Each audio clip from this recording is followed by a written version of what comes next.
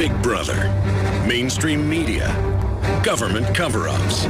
You want answers? Well, so does he. He's Alex Jones on the GCN Radio Network.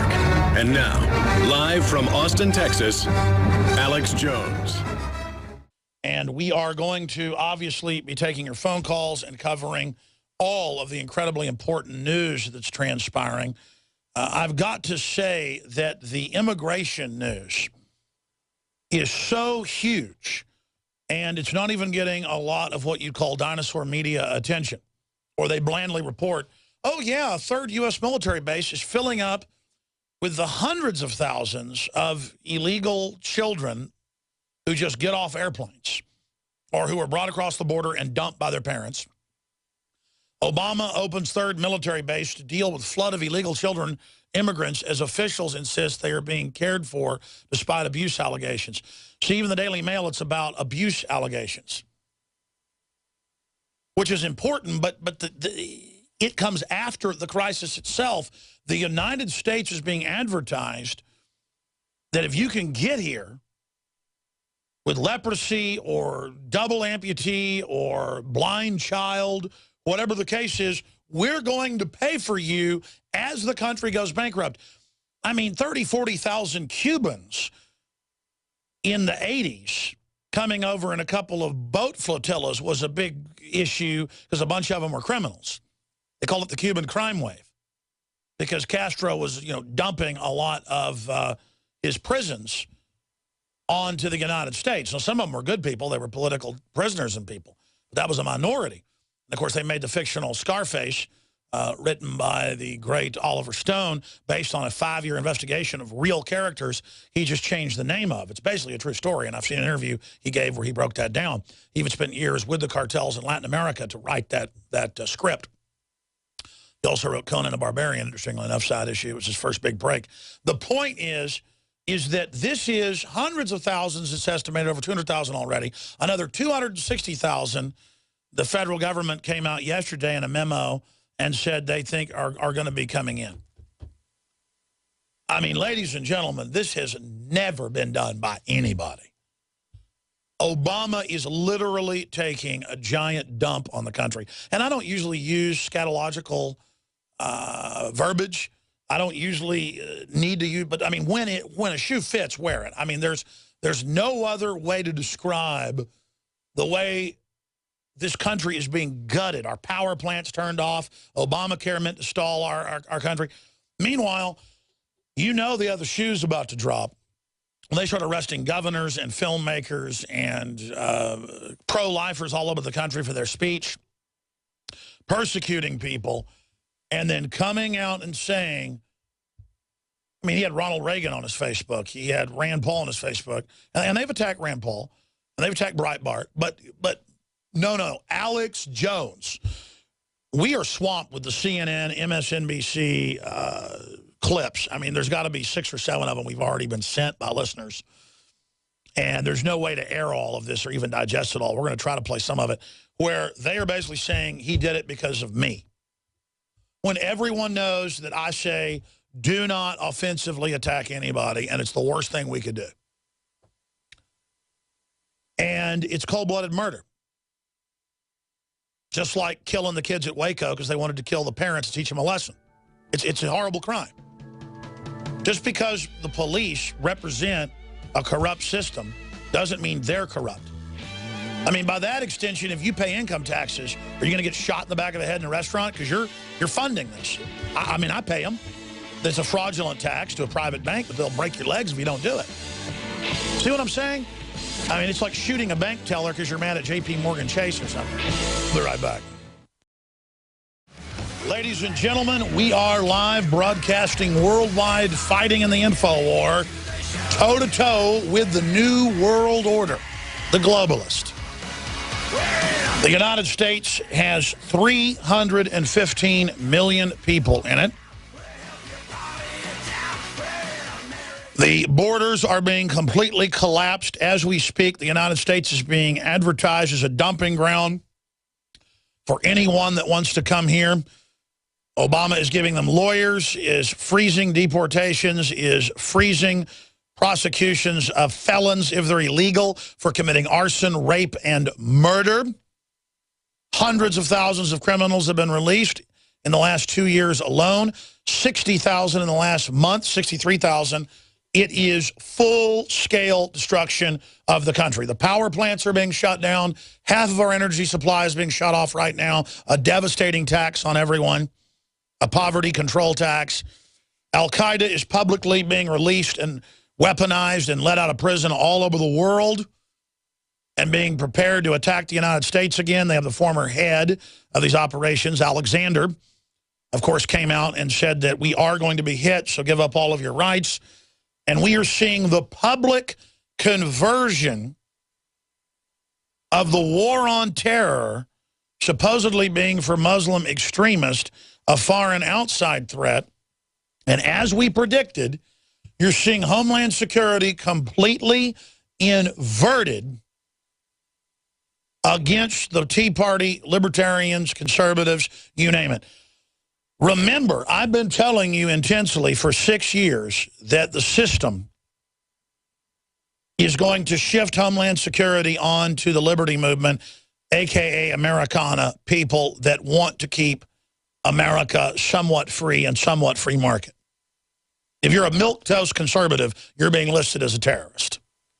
And it's a social attempt to intimidate everyone to basically run up a communist flag or a Marxist flag or a socialist progressive flag outside of their house in the culture to openly announce yourself with the system, or they're saying they'll label you a racist, a homophobe, or a terrorist.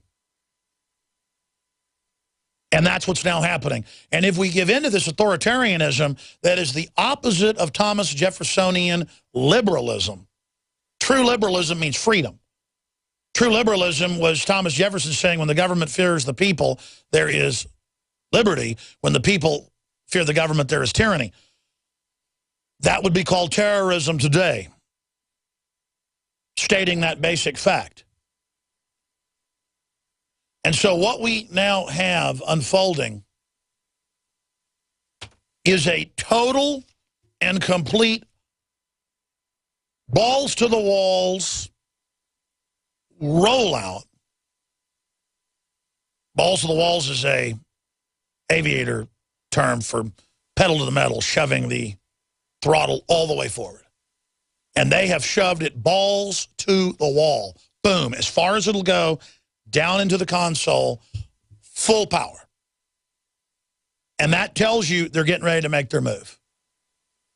And you notice that going along with Glenn Beck and others, Breitbart does a lot of great work, that site, and is helping libertarianize the Republican Party and puts out a lot of great research. I'm a big fan of Breitbart.com. They've had a few of their neocon writers attack me and say, Alex Jones is linked to violence. Alex Jones is going to cause violence. And we've covered that just a few weeks ago. And I said, you better watch it. Because A, that's not true. But B, more importantly, you're going to get blamed as well by trying to cozy up to this. And now that's all over the news that this supposed shooter, one of the two shooters, the Joker, who now we find out was into the Satanism and all sorts of just evil, which is continually the same MO for the real mass shooters, is devil-worshipping, death-obsessed pibs. I've said you want to profile somebody, they're always devil-worshipping pibs into death. We don't even know if it's a true story because of the fact that the establishment's been caught staging false flags before on record. They've been caught lying about everything under the sun. So you can't on the face believe anything they say or do because they admit that they lie to the public routinely, in between saying that your children belong to them. So this is the archipelago of bizarreness that we have to navigate. But let me quantify it very simply here. The fact that Infowars.com is under unmitigated, sustained, continual, hysterical attack is because in all the MSNBC and CNN pieces we've gotten, there's like 6 of them that we found so far, they say we need the Republicans to stop going down this path and to not be radicalized and to not listen to Alex Jones. We need to ostracize him. We need to shut him down, or it's going to really discredit you, Republicans. Just do not be involved. I mean, in 3 of these clips I've seen, they're begging, saying, we the Democrats are going to de-escalate the rhetoric.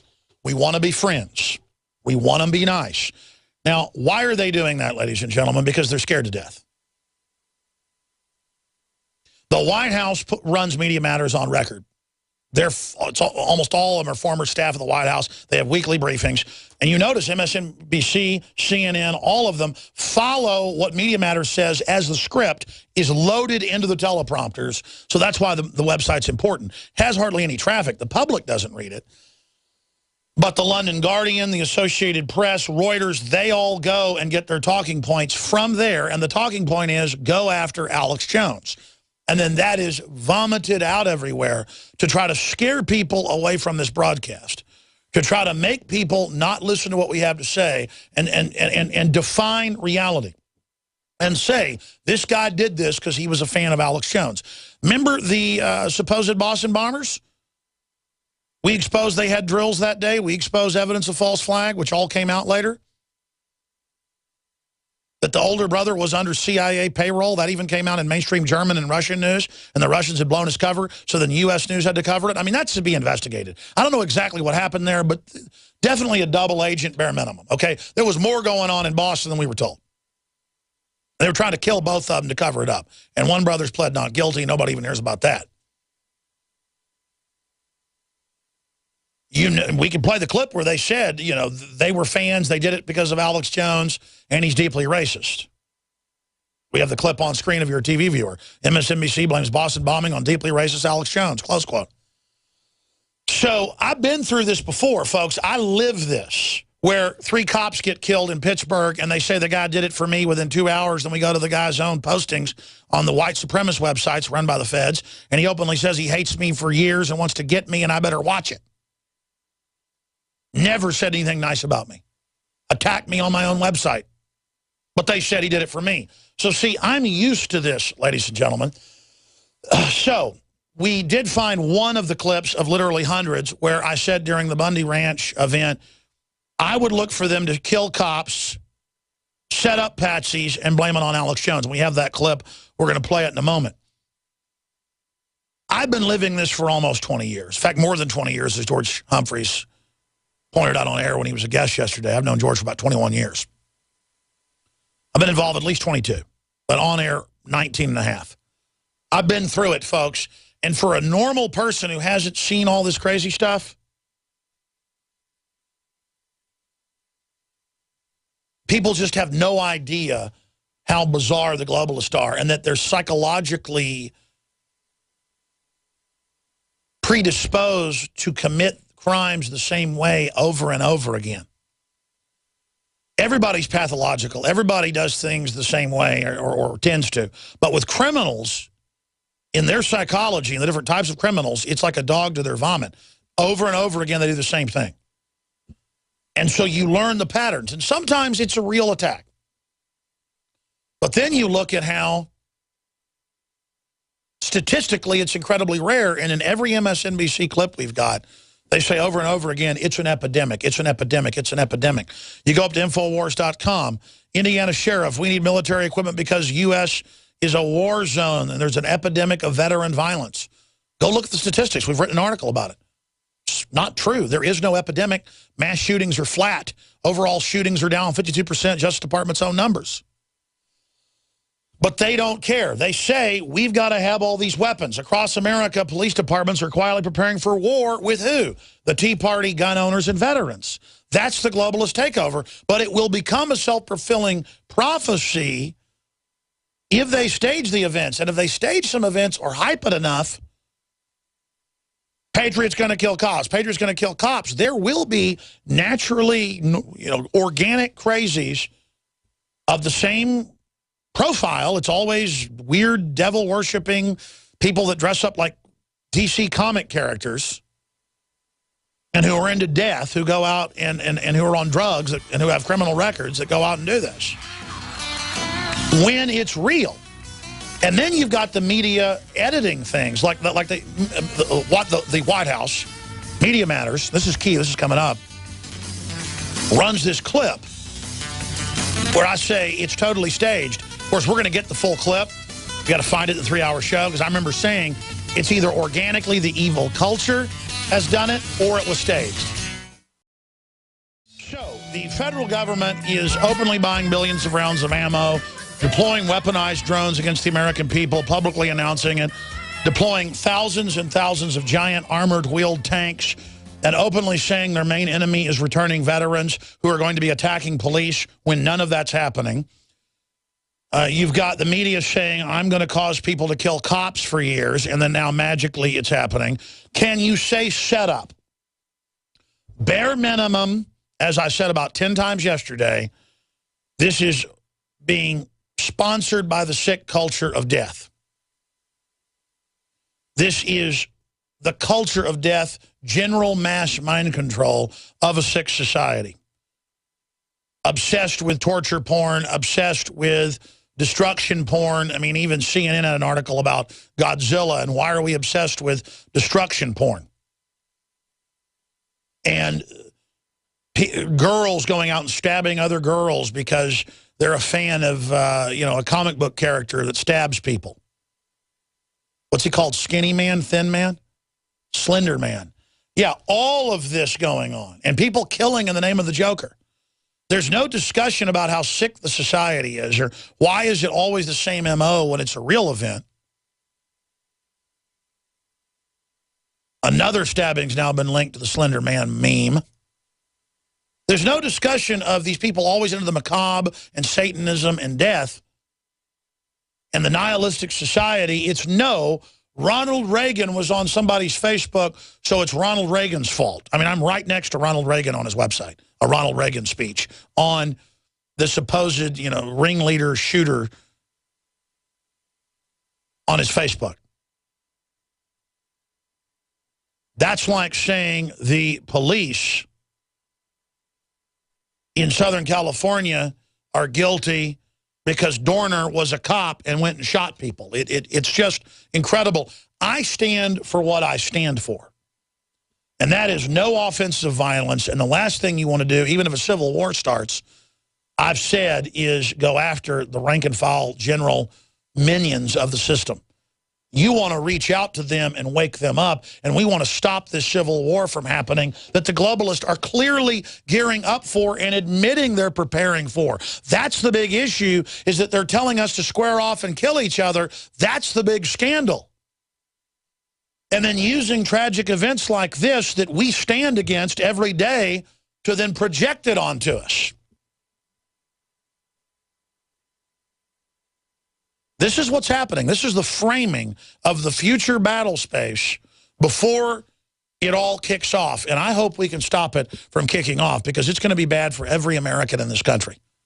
I know most police are informed and awake and care about their communities and do want to protect and serve and have not been federalized. And a lot of feds are good people.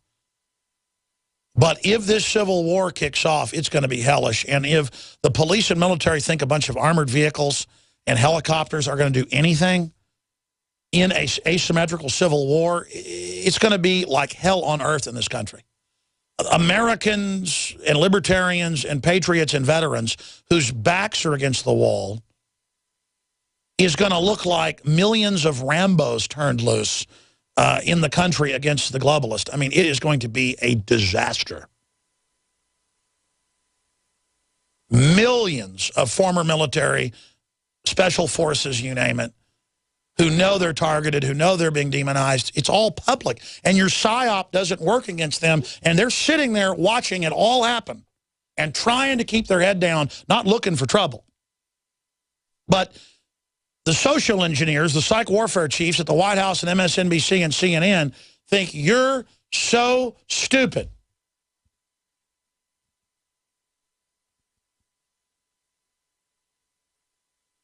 That you're just going to go along with it. They're not buying billions of rounds of ammo and admitting they're gearing up for war with the Tea Party for nothing. Notice the Tea Party's doing nothing violent, has done nothing, and they just keep saying, we're going to kill, we're going to attack, it's going to happen. So I'm saying, hey, they might stage something. They have a history of it. We're going to come back and play all the clips. And then magically it happens right in Harry Reid's state, right in that city. And the whole thing reads like something scripted, just like the Bo Bergdahl situation, all of it. These are people that get on MSNBC and say, we lied to you and said drones didn't exist when they do. Never mind the man behind the curtain. I mean, we can't believe anything they say. They stage Fast and Furious, folks. There were 31 shootings over the weekend, 4 of them fatal in Chicago. But that's just another weekend in Chicago with the gun ban. Meanwhile, 2 police get killed, a citizen gets killed, and then the 2 reported shooters get killed. And before they even magically connected it to a Facebook that had Rand Paul, Breitbart, Alex Jones, Ronald Reagan on it, they were already blaming me, and then magically, of course, it's all my fault. So I've been through this over and over again, but this isn't about Alex Jones. It signifies that the establishment is making their move on so many fronts to convert Homeland Security completely over from outside al-Qaeda, who they publicly run, who they publicly have had kill over 300,000 Syrians, and who they publicly have been caught launching multiple chemical attacks on Syria and on civilians, to then try to blame the Syrian government. And they got caught, NATO and Turkey. BBC even had to admit, launching those. And it's Cy Hirsch has reported on it, New Yorker magazine, confirmed, staged by NATO, and Obama is involved. The Obama administration is quarterbacking the funding and the weaponizing. So I want to ask this question of Media Matters and MSNBC and folks that work for the White House. I understand you're leftist ideologues. It's all about power. I understand you know you're authoritarians and that you're basically psychologists that manipulate the public. I mean, I know you know who you are. But you really are signing on to some evil. We do have the CBS memo. The reporter had to quit and leave CBS. We're going to get her on the show in the near future because it was so censored. But she got the memo. And I wondered how CBS broke it. Well, she just did her job and it got through the cracks. That they were staging Fast and Furious that killed thousands in Mexico, hundreds here, including 7, at least, quote, law enforcement officers, most of them Border Patrol. That was done to blame the Second Amendment. Now, before that memo came out, we were saying, obviously, it's a false flag to blame the Second Amendment, and it came out it was a false flag to blame the Second Amendment, and you can pull up the CBS memo. Just type into the search engine that the term, pull up the exact thing from memory. You type into the search engine, White House or Justice Department wanted to use Fast and Furious to restrict Second Amendment. And then you've got the memo right there. So if they've done false flags before, if they've done this before, and they have a history of it, and they get on TV and admit that they lie to us, and they laugh at us, and they say raising debt limits doesn't raise debt limits, and they say if you have a business, you didn't build it, and your kids belong to the state, and Obamacare has lowered your premiums even though it's increased them on average, and you can keep your doctor. There it is, CBS News. Documents, ATF used Fast and Furious to make the case for gun regulations. And then you read the article, and they go on to admit that it was a setup to blame that. Fast and Furious to argue for controversial new rules about gun sales. Documents obtained by CBS News show that the Bureau of Alcohol, Tobacco, and Firearms and Explosives discuss using their covert operation to blame the Second Amendment. And then you can click through the article and see the documents in the timeline. Okay?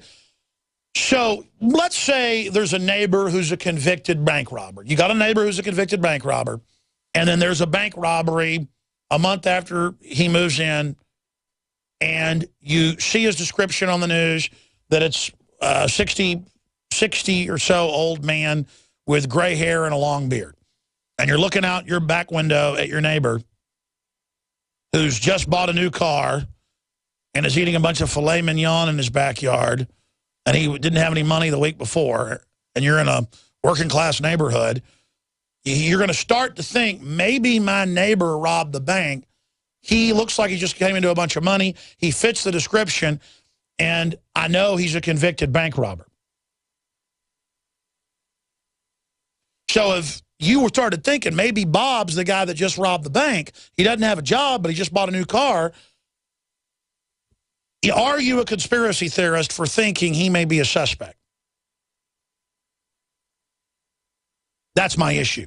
Now, I want to go through some of these clips, but MSNBC, the London Guardian, CNN, they're all playing this clip directly off White House-run Media Matters.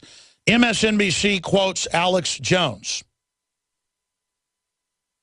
And they take my clip, and again, I remember this on the show yesterday. You heard it. We're going to try to find in the 3 hours on the timeline where I said it, but I know right after I said this, it was during the first hour. If I had to say, I'd say 35 minutes, 36 minutes, 30, right around there in the show is where my memory thinks I said this, but I said this a couple times, so I'm not sure. I said, this is staged, ladies and gentlemen. My gut tells me it's staged, either by the sick general mind control of the love of death, torture porn, murder porn, shoot 'em up video game, death, goth, Satanism culture, or it's been staged by a government that has a long history of staging false flags to blame the Second Amendment. And it's even in Operation Northwoods where the Pentagon wanted to stage mass shootings and blame it on their political enemies, but JFK said no. And that's ABC News. Look it up. Operation Northwoods, ABC News. 2001, declassified 9 months before 9/11. It was in January of that year. So that's the issue here. This could be real. But you can believe they can go on planetinfowars.com message boards. Anybody could. People go create fake profiles of me on Facebook, Twitter. There's all sorts of anti-Alex Jones campaigns where they send people mean letters in my name, program the company fax machine. People get that number, program that, and send threats to the police department. And the cops call me and say, Alex, you didn't send these death threats to us, did you? The detective, this is years ago. And I went, what death threats? Over a fax machine. Is this your fax number? Yeah. You didn't send these death threats? Well, no. Yeah, we figured that. It's easy to spoof that and reprogram it. I mean, all I'm saying is, ladies and gentlemen, I've been the victim of this. So who knows who these cutouts are? He's a multi-time ex-con. Perfect cutout, we don't know. And they'll take an informant, they'll tell them they're part of a drill, they'll set them up. I don't know if that's what happened here. But either it's part of the sick culture, the general ambient mind control of just evil, demon possession, whatever you want to call it. Evil is out there. Evil lives. Or it was a staged event in Harry Reid's district with Harry Reid's controlled police. I mean, he's a mafia don in Vegas, ladies and gentlemen. His whole family just openly, almost his whole family, granddaughters, sons, you name it, get campaign money for weddings. Don't get in trouble. They do things, let's not exaggerate, 10,000 times worse than what Dinesh D'Souza did. His thing was a technical deal for not calling it a PAC when he got 4 friends to give money to his friend. Crooked toenail. Dinesh D'Souza facing 10 years in prison. Filmmaker, because he made him mad. He was on the show yesterday. I mean, they'll do anything. They're coming after people. He gives his sons all these big Senate contracts, Chinese energy deal contracts, and he's involved with Acorn. He's involved with Jack Abramoff. And let me tell you, he's a real gangster, folks. I'm going up against a real gangster. I need your prayers. I'm not saying I'm macho. I'm not saying I'm tough. But let me tell you, I'm doing something real here. This isn't a game. It's not a joke. This is the real deal, this broadcast. And, you know, most people couldn't handle the pressure. I'm not bragging, by the way, saying, hey, man, I'm taking on a lot. I'm just saying, expect me to not have all the answers. Expect me to get things wrong. Expect me to be under stress and act like a jerk sometimes and to stammer and cut off guesting people because I'm so real, ladies and gentlemen, I can't put on an act. I don't know how to. And I'm going up against totally evil people who we know have committed all these crimes before and who've been caught, and we know their MO, and they're militarizing the police. And now every time a car backfires, you know, they say it's a school shooting and shut down areas. And they're training us all to live as prisoners as militarized police are deployed, and as all of America turns into something that resembles Boston in the aftermath of the Boston bombing. They have routine checkpoints now on highways where you pull up and the cops all aim M16s at you, even though you don't match the description, to just get you used to living in Fallujah. And in dozens and dozens of Army documents that are public, they say, and the FBI says, and the police say, we are training for a war with the Tea Party and the veterans and the gun owners. And I've said hundreds of times, over and over and over and over again, you've heard me here. It's like saying, prove the Atlantic Ocean exists. It's right there. And I need the listeners to go into all the files, all the shows in the last few months where I've been saying they're going to shoot cops and they're going to try to connect it to us and blame us. I need you to find those clips so we can play them here. Because we're too busy covering the now to dig all that out, even though I literally say it every day, every hour. We just need you, the listeners, to go to the Bundy Ranch coverage, go in there when I talk about false flags and what they're planning, and to find those clips and put them on YouTube. We need your organic help to be able to do this as well. Because we're not at the Atlantic Ocean. We're here in Austin, Texas, but many of you are on the Atlantic, to use the analogy. You're there watching the show each day. You know where those clips are. We need your help. We're so overwhelmed, it's like they've got a batting cage machine shooting balls every second. Boom, boom, boom, boom. So fast, we can't even hit the balls, is the analogy I would use. So this isn't about Alex Jones, folks. It's about the fact that you could argue, well, you're so goofy and you're so discredited that they use you as a poster boy to discredit libertarian ideas. No, that's the surface level. This show is exploding in popularity, and we have the globalist number. And so much of what we said has now been proven to be accurate and coming true. We know their MO. If this ever becomes mainstream, which it's starting to, that's it for them. And I'm willing to take the heat to say it first. I'm willing to hit the barbed wire as the shock troops in the info war and take one for the team, because I realize how bad these people are. I really want to oppose them. I'm stepping up to the plate against them. So we need your prayers. We need your financial support now more than ever, because they've launched a soft Democratic Party campaign on Facebook to contact everybody associated with this operation, to contact our affiliates, to contact everybody and say, oh, my God, you're supporting a cop killer, when everyone knows my show says do not go out and kill people. They're going to blame us for this. And then now you see them doing it. See, this show stands for what we cover. If Obama's bankrupting the country, shutting off the power plants, opening the borders to illegals, persecuting the press, persecuting the Tea Party, engaged in classical authoritarian moves, and then they militarize the police, train them to go after the Tea Party and Liberty Movement, and then people really start fighting back, it's the globalists that started the Civil War, not me that tried to stop it. And see, that's the secret right there. The main reason they hate my guts is I figured out what they're planning from reading their declassified and public documents, because they're getting ready to go operational. We were getting these from FBI, federal marshals, state police, and others in 2009, 2010, when nobody else was getting them. And they were national news. Remember how crazy it sounded that the military is trying to take on veterans and gun owners and libertarians? Couldn't be true. Now it's on the news every day because they're getting ready to roll it out, folks. We saw it before it came. That's the proof. They were gearing up for it before it ever happened. Not because they had a crystal ball, ladies and gentlemen, but because they were training to stage the false flags to then get the revolution started. They're the revolutionaries. It's their globalist revolution against America. Look at how we're being conquered by foreign banks with Obamacare. Look at how we're conquered with foreign banks to banker bailouts. Look at how our borders are wide open, and they're saying, bring any poor kids here, we'll take them. I mean, this country is going down. Half the country's power comes from coal, 52%. They're shutting most of them down right now. Power prices are going down.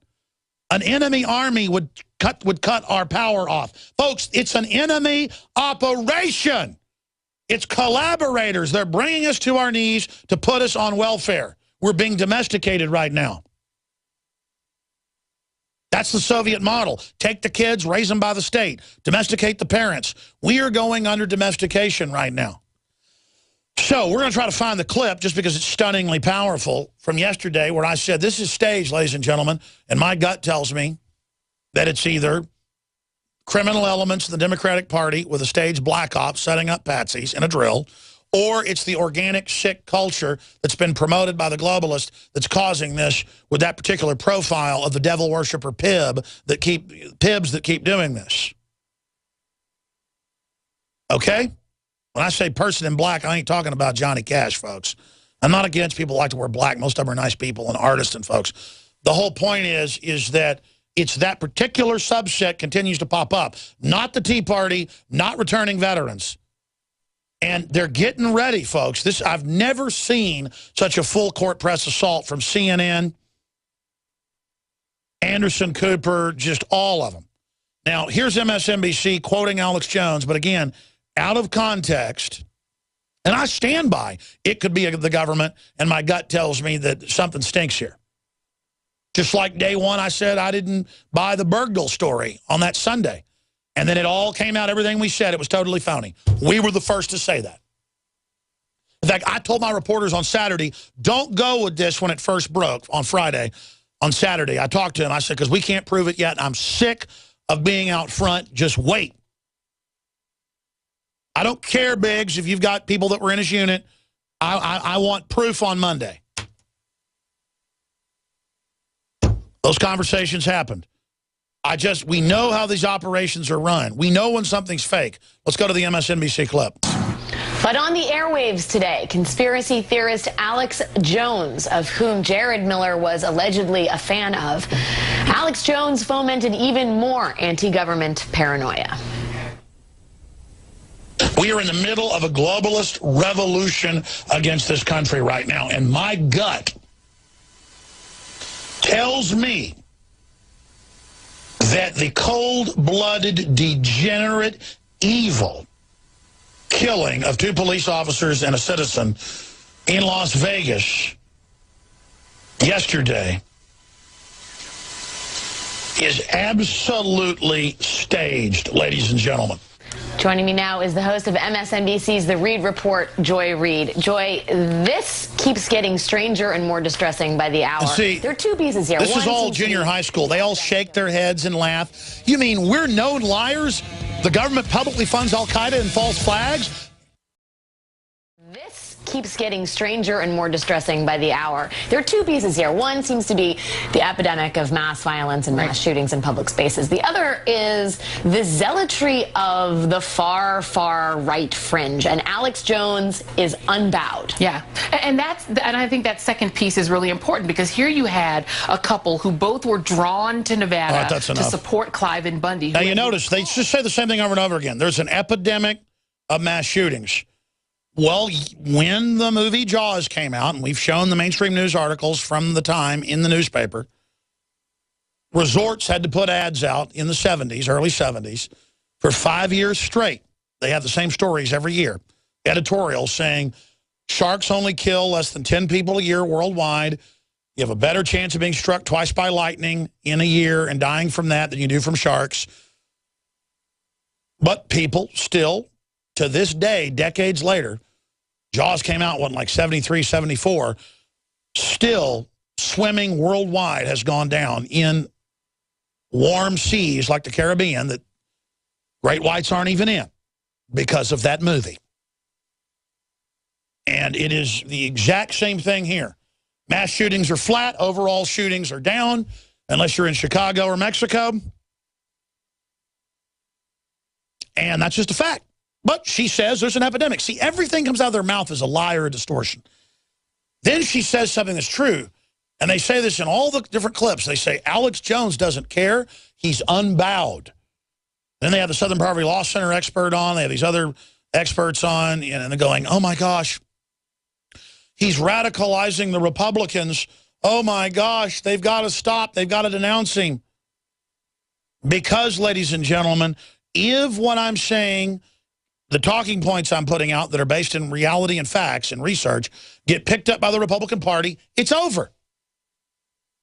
The Republican Party is being taken over by libertarians right now in almost every midterm primary happening right now. Hardcore libertarian Tea Party patriots are winning.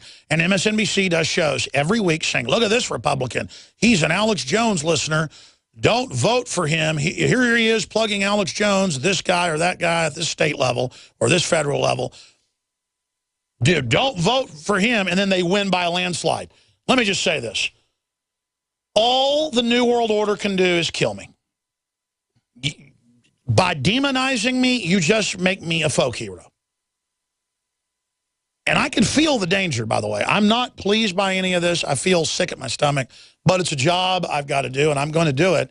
And I'm going to follow this through all the way to the end, no matter what happens. Whatever the price may be, we're going to follow through on this. Like Winston Churchill said, we shall go on to the end.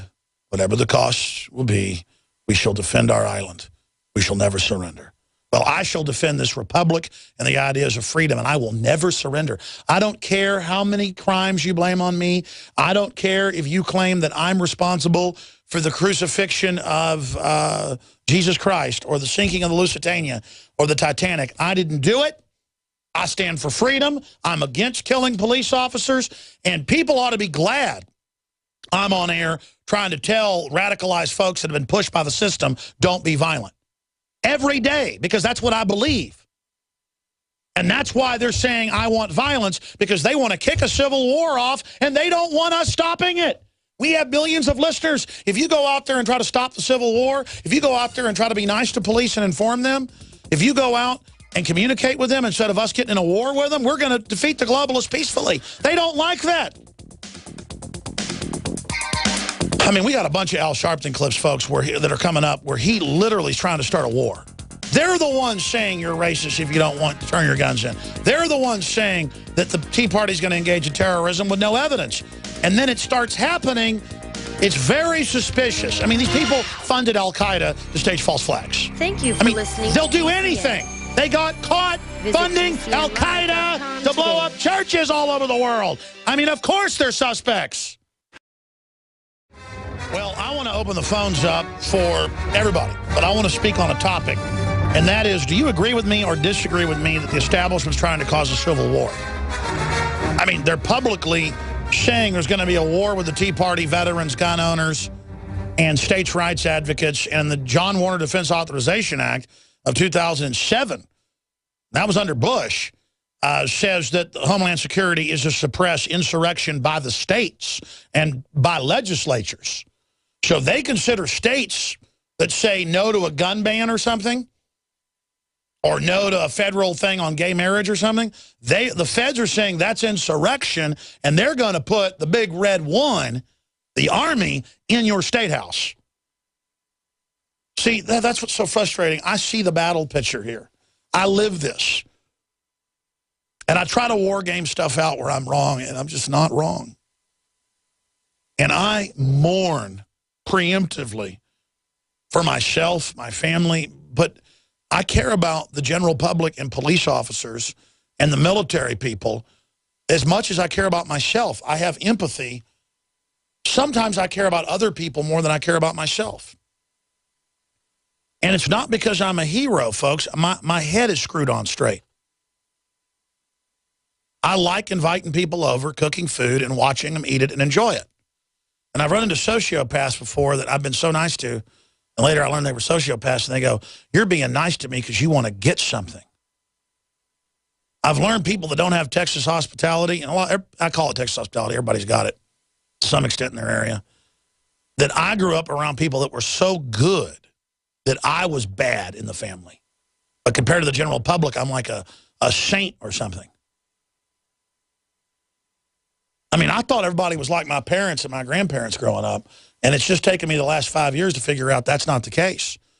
But that there are also people out there just as good or better than my folks. There are a lot of good people in this world. There's also a lot of bad people. And those of you that have discernment out there and know what's really going on here, you're going to have to figure out what you're going to do for yourself. But I I used to get annoyed because I wasn't cocky. I come off as an egotist. I'm not. I'm confident. About people, how great Texas was, and Texas culture, and Texas values, and Texas toughness. And I was really annoyed by it and kind of rebelled against it. I was like sick of Texas flags and sick of hearing about my family being involved on both sides of the founding of Texas, and sick of people talking about how great Texas was, until I got older and really learned about it all and went all over the world and the country. And man, I got to tell you now, I've been a lot of places, folks. Texas has a lot of bad in it too. Half people here aren't even Texans. But I just think back about the whole world and just that combination of Texas realness. And some of the Texans I know that just literally boil over with goodness and with manliness and with honorableness and with just ready to kick your assness. And I'm talking about black Texans, white Texans, Hispanic Texans, you name it. I just love Texas. I don't know why I'm getting off into that, but, you know, when stuff gets bad, you think about what you like and what you appreciate. And the older I get, all I've got is that I'm honorable. That's all I've got. It's all any of us will ever have. And that's why the system always tries to attack my honor. I never used to know what chivalry meant. It seems so silly reading history books about people that would kill you if you said they were a liar or a fraud. And now I understand why, because any good civilization is based on truth and justice and people valuing that. And I realize now that in such a decadent, slimy world, I do see a lot of truth and justice in the military and the police. And so I see things that I admire there. But then there's also bad in there.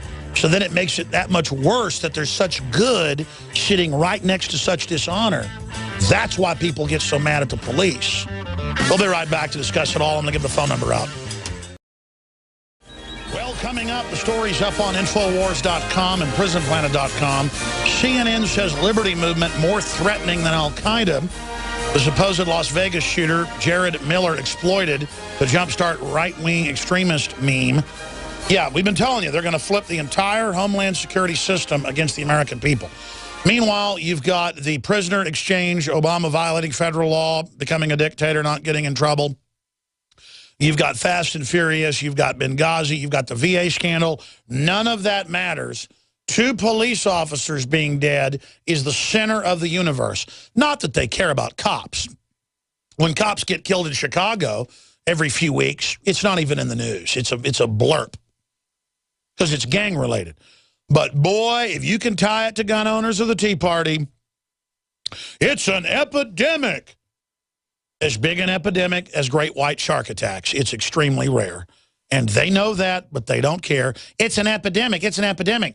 We've got to stop the radicalization of the Republican Party. Yeah, that makes them win elections everywhere. And they admit in these clips, they go, it is politically expedient for the Republicans to be doing this and giving succor to Alex Jones, succor, aiding and abetting. They even use the term that they're aiding and abetting me. I'm aiding and abetting the election of libertarian, pro-gun, pro-family, pro-power plant, pro-jobs, pro-factories, mom and dad, the kids belong to them, Americana. We shouldn't put an ad out saying, you got kids? Put them on a plane, we'll take them. So there's just planes landing with 137 kids, 129 kids, 14 kids, 80 kids. I mean, every couple hours, planes are landing with just kids on board.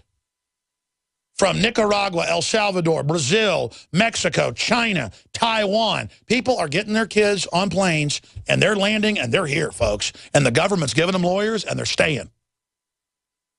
And they're hiring illegals to work for the federal government and giving them waivers. And 30 million are here under the new garbage Obama's trying to pass. All their families can then come. I mean, we're bankrupt, folks. It'd be one thing if we got unskilled labor here and they had to, you know, work in the free market like all the other poor immigrants that came here. But that's not what's happening.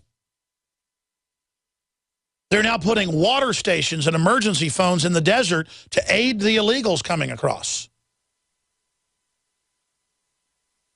I've been down to the border 2 months ago. There's no Border Patrol there.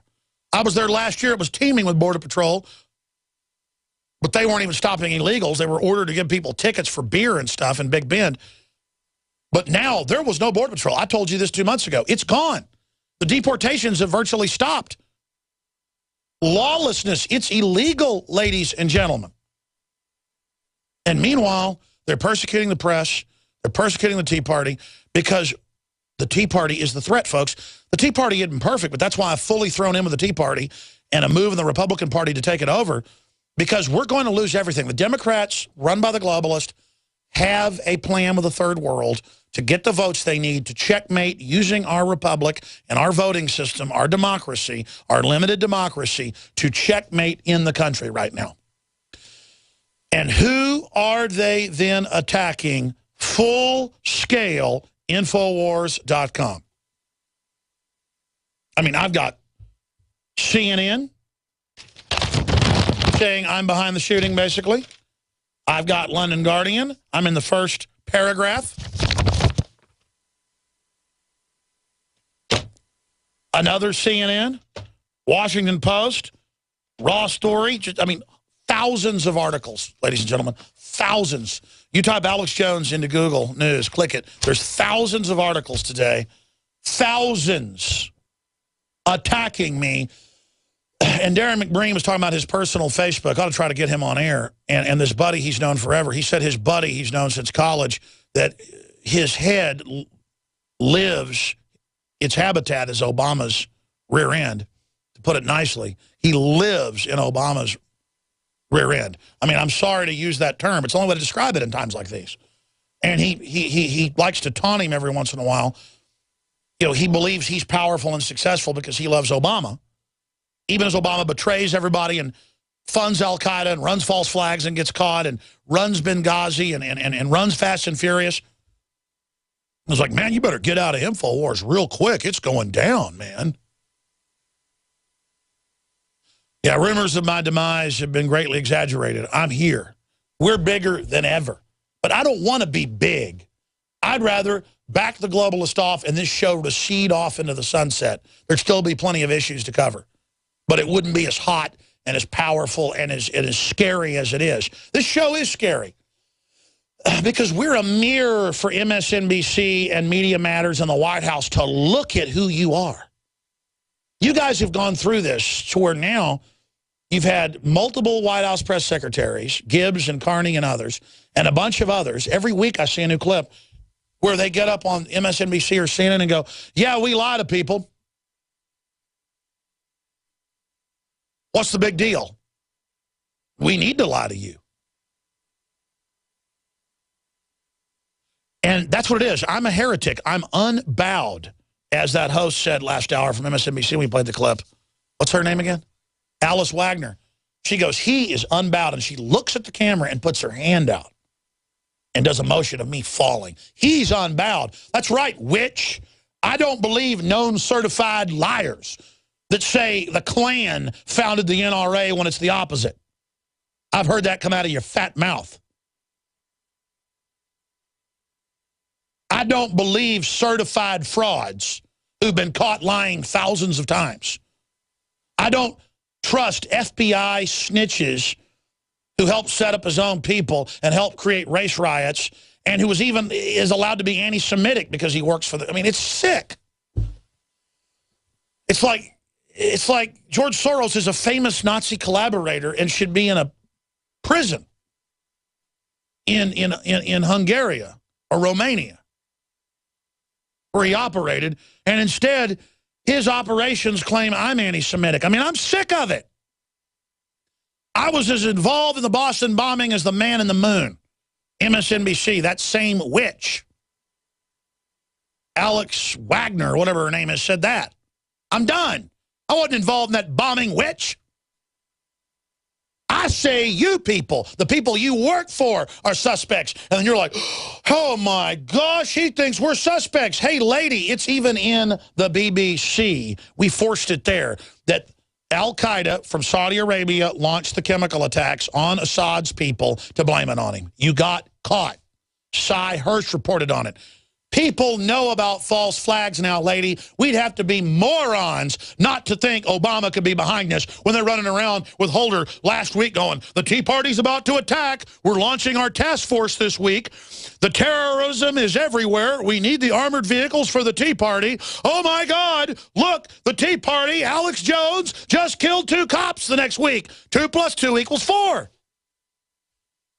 Now, maybe these were unhinged, devil-worshipping pibs that were also mad at the government and anti-establishment. There is an allure to rebellion, and sometimes it attracts bad people. Any revolution does. But I am a counter-revolutionary, and I stand for what I have said. I have said over and over and over again, not because I'm scared of violence breaking out and getting blamed. I'm committed to this, but because violence is not the course we want to take, because we've got a very good chance at fixing this peacefully because of checks and balances laid down by our forebears and fought for by our more recent ancestors and those living, and that we can maybe turn all of this around. They want a revolution. They're geared up to conquer us paramilitarily. They're trying to get the cops compartmentalized to follow this false script. I'm blocking the script. I'm hacking the script and saying, police, no veterans attack police. They're saying there's going to be a war with veterans? I thought that Homeland Security was for Al-Qaeda. Do you really just want mission creep? Do you really want to roll out a new war bigger than the war on drugs against the Patriot movement in an attempt to intimidate the Liberty movement into shutting up and doing what you want politically? That's not going to fly. That dog's not going to hunt. You don't want to be part of this. Please send a message. You don't want to be marched up against the American people as the part of the Redcoats in 1776 Part 2. And by the way, the Redcoats were Thomas Jefferson compared to the Democrats. The British Redcoats were altruistic Renaissance angel cakes compared to the elite we've got running this country. The Redcoat government would look good compared to this, and George Washington went around signing death orders on people to kill because they were tyrants. If you really want to get down to brass tacks, folks, George Washington ordered people to go into restaurants and bars and kill Redcoat officers. But that's not what's happened. Those are Redcoats who knew what they were doing in an open war against the people. We haven't gotten there yet. We don't want that civil war to start, ladies and gentlemen, by the foreign occupiers. We want to short-circuit it, and we want to stop it. We do not want it. So I'm proud. And I'm honored to be in the position I'm in.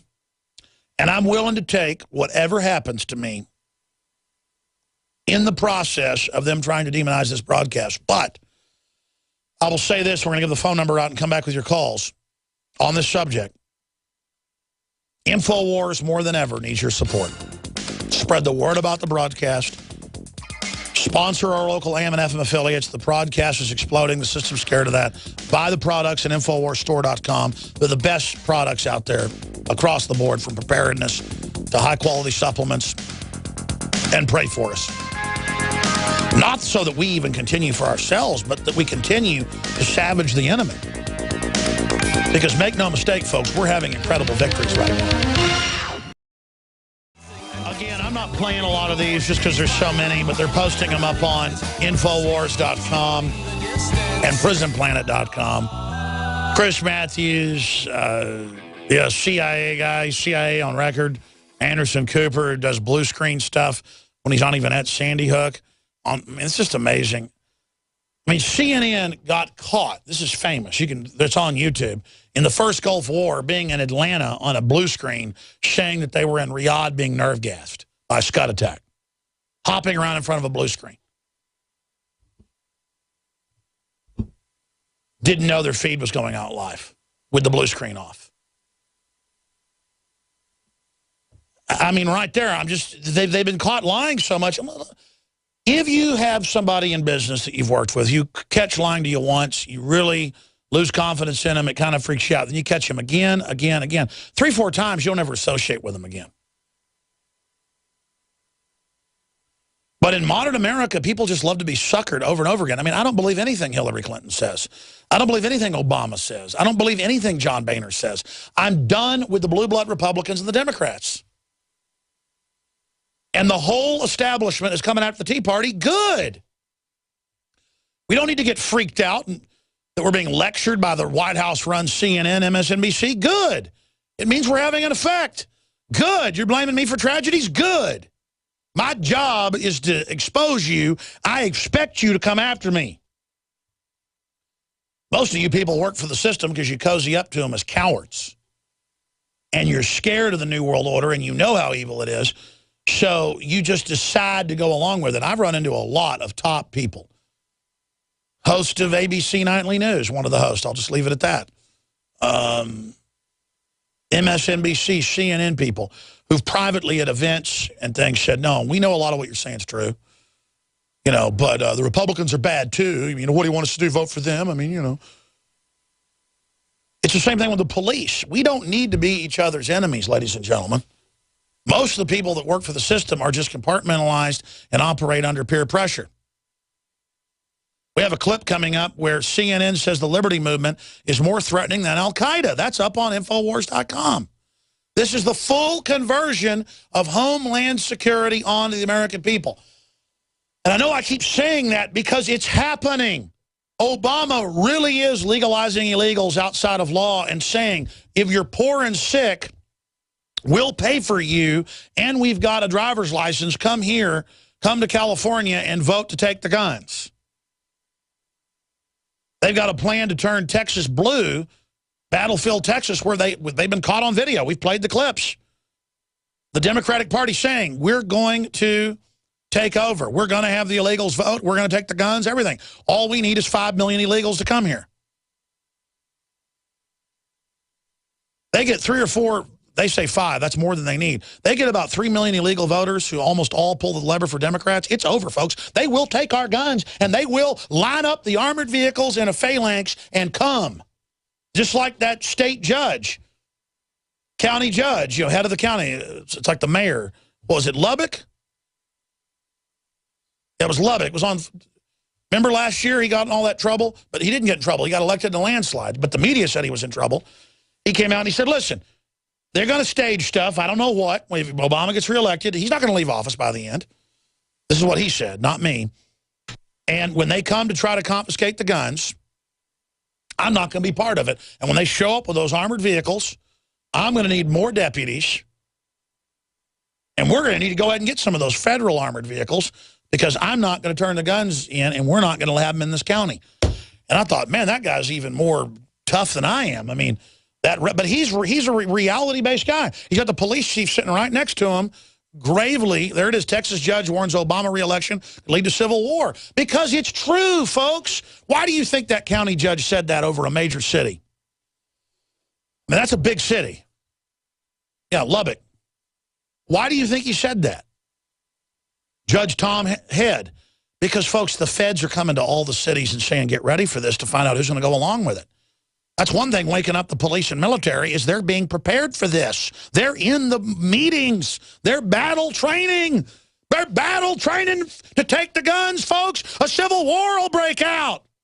Do you understand?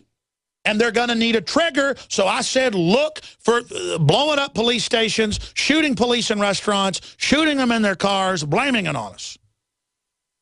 But they've been hyping it so much, mentally ill people may get it in their head and go do it.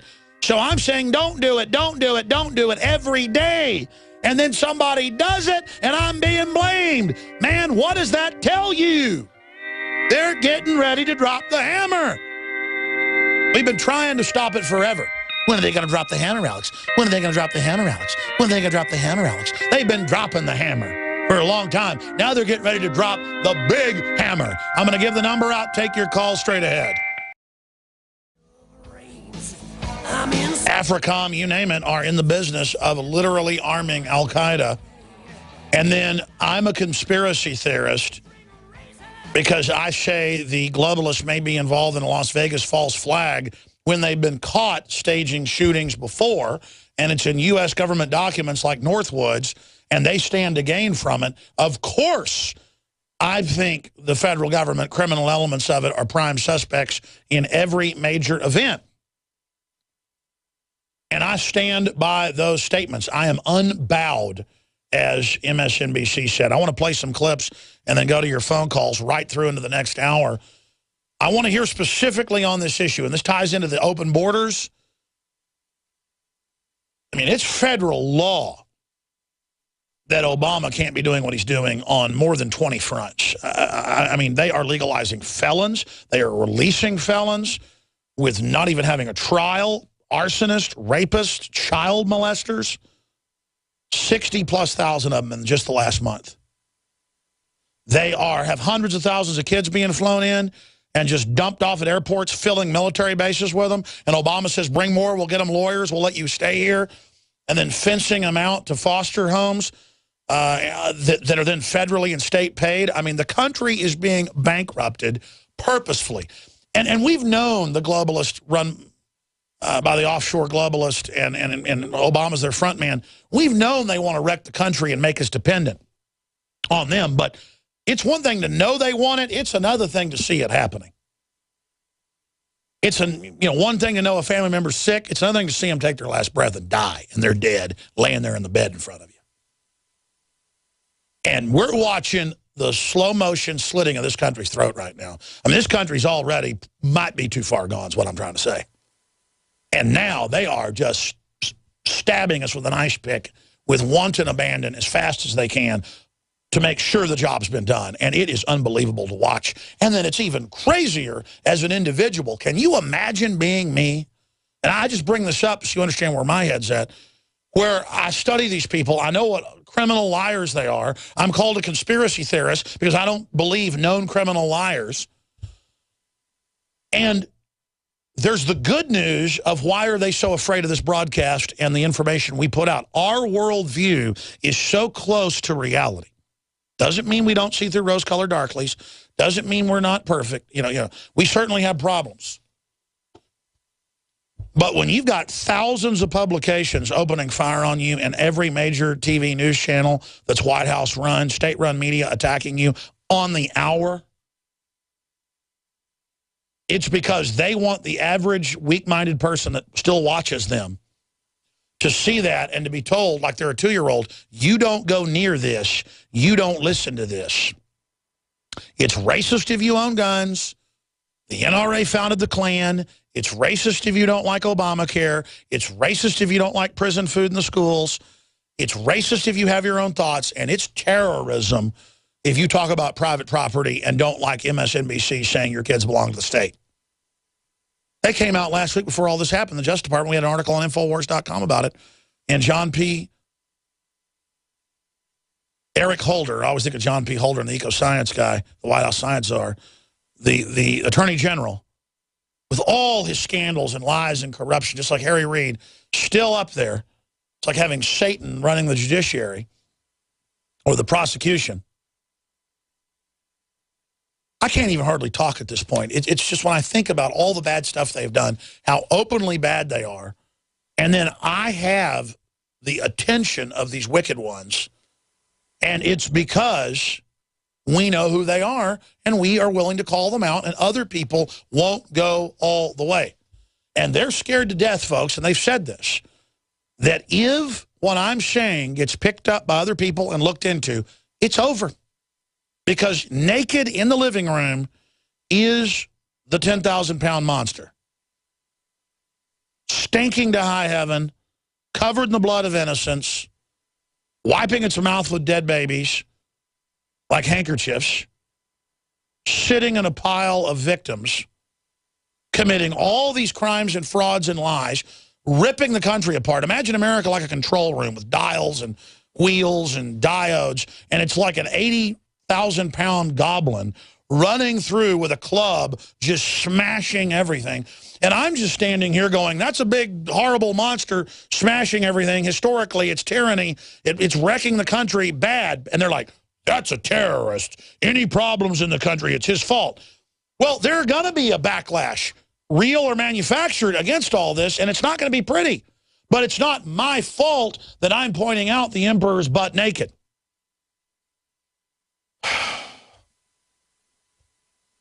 So in a microcosm, this radio show and what we're talking about here needs to be studied and looked at.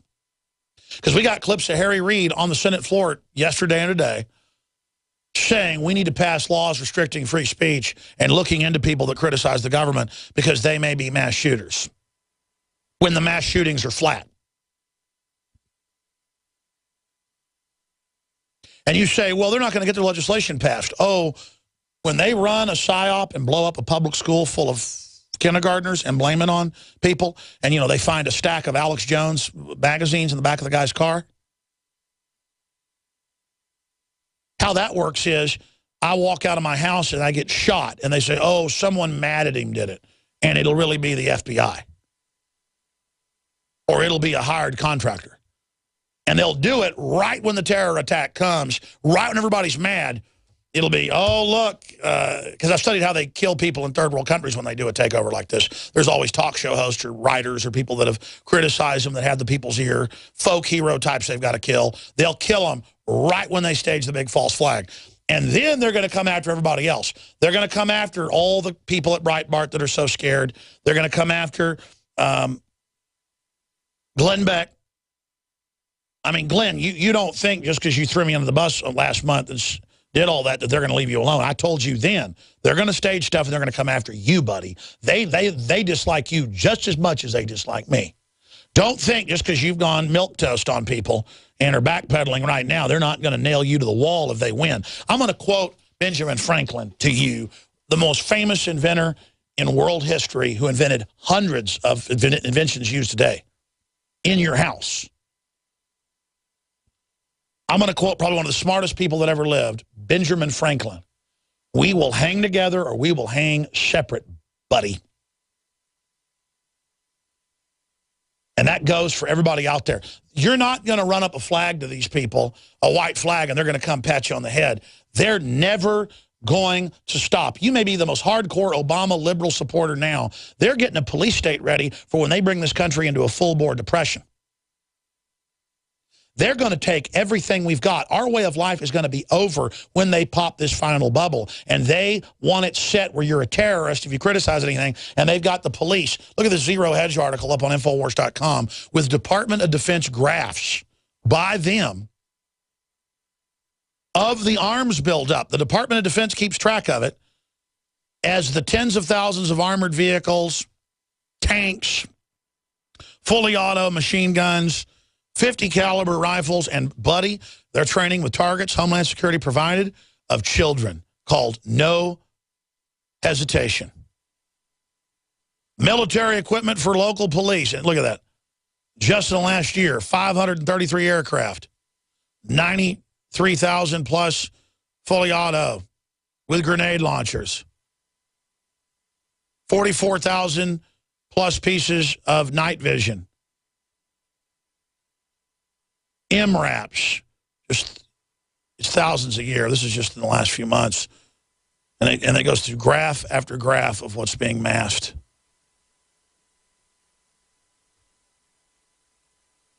That's a very low number in this current Zero Hedge article. I mean, it is full-on war training with no war against the police and the military going on.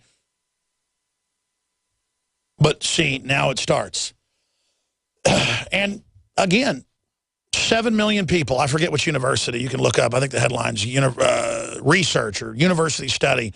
7 million died as a result of Great Depression. And it says from malnutrition or flat-out starvation in the 10 years of the Great Depression, 1929 to 1939. That's the official Great Depression. 7 million people when 90% were self-sufficient and lived on farms. 10% were urban. We're now flip the numbers exactly to 90% urban and not self-sufficient, 10% rural, half of them self-sufficient. We've gone from 5% self-sufficient today when it was 90%. I mean, do you realize the level of the powder keg we're sitting on?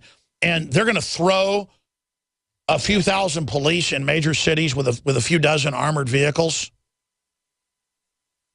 against howling, crazy mobs, and you've got enough people that have done murder training on all the shoot-'em-up games that the Pentagon invented. I'm not demonizing the games. It's just it's a murder simulator. It's a killing simulator. You got people on drugs, whacked out with murder simulators that are in love with death and all the death fetishes that are just everywhere. I mean, death fetishes, I mean, I see women all the time completely gorgeous, into death, into destruction, you know, murder, you know, being slapped around, you name it. I mean, that's the hot stuff out there. There's a depression in this country. Folks, I'm not going to be running around like George Washington with a gun in my hand leading some war against cannon fodder police. I'm going to be keeping my butt out of circulation. That's how you win this war, is not having to kill anybody. But they're going to make the cops put people's back up against the wall. Man, this is a disaster. This is a disaster. If the moral, Christian, hardworking people of the 20s, 7 million died. You see The Grapes of Wrath, folks, which is a communist movie. Has a bad moral, but it's very accurate about what it was like for people being used by corrupt corporate systems. But see, what The Grapes of Wrath doesn't tell you, the corrupt corporations that you see in The Grapes of Wrath, they run the government. And they run the socialism. You go out of the corporate fraud into a communist fraud run by the corporatists who are going to sit it out in Switzerland. And I'm going to tell you something. I would move to Northern Europe, or I would move to Switzerland if you had the money, if you're not going to fight this right now. I would get out of Dodge right now. And that's what the elite have all done. Most of the rich Jews are leaving Israel. What do you think that means? Means world war, ladies and gentlemen. The Middle East is going to blow up. I don't know when. But the billionaire Jews, every one of them's left. They've been criticized by Israel for doing it. Why are they leaving? Because they know something, folks. They know something.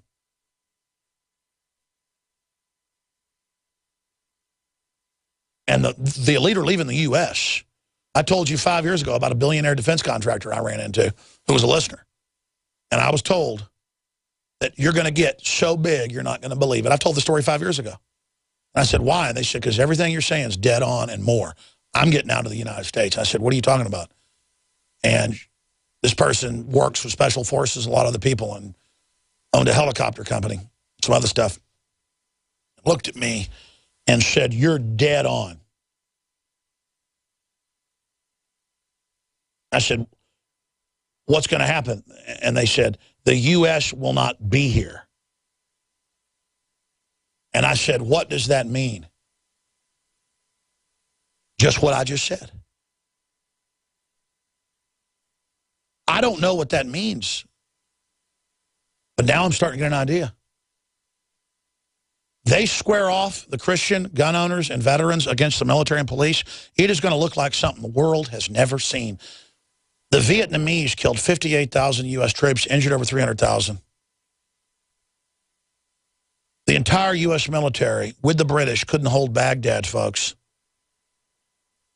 I have no desire to kick the military's butt or to see the police get their butt kicked, because we're all getting our butt kicked. We're all playing a game of the globalists. We're all fools. Do I need to play?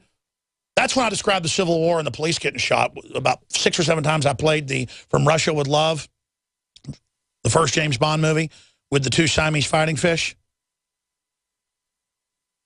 And I played the clip probably 5, 6 times the last few months where it leads through all that. And explains how the 2 fish basically weaken and kill each other. Or one fish is dead, the other's weakened. Then the other comes in and kills the last one left. That's exactly what this is. And they've got a bunch of warrior types who are ready to go to war with the American people. And I guess if we do this, we deserve it. I mean, America is to blame for this. The globalists are more to blame in the final equation. But we said, you know what, 53 million babies aren't human. Go ahead and kill them. In fact, kill them once they're born.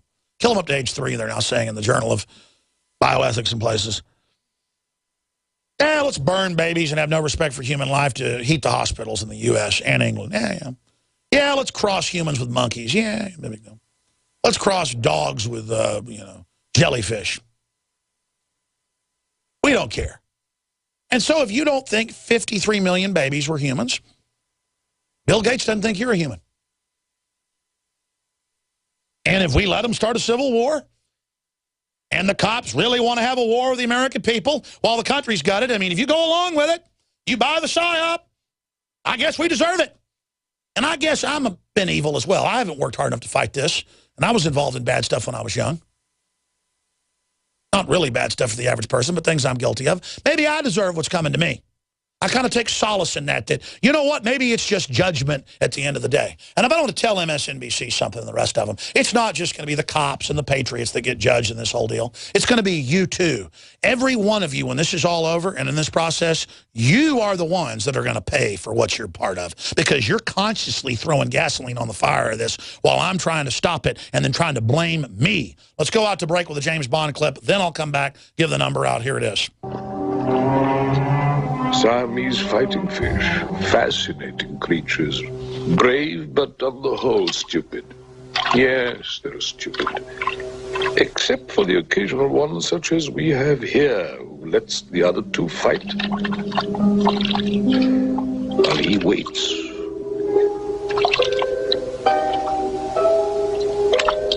Waits until the survivor is so exhausted that he cannot defend himself.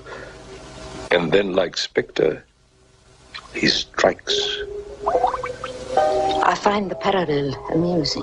Our organization did not arrange for you to come over from the Russians just for amusement, number 3.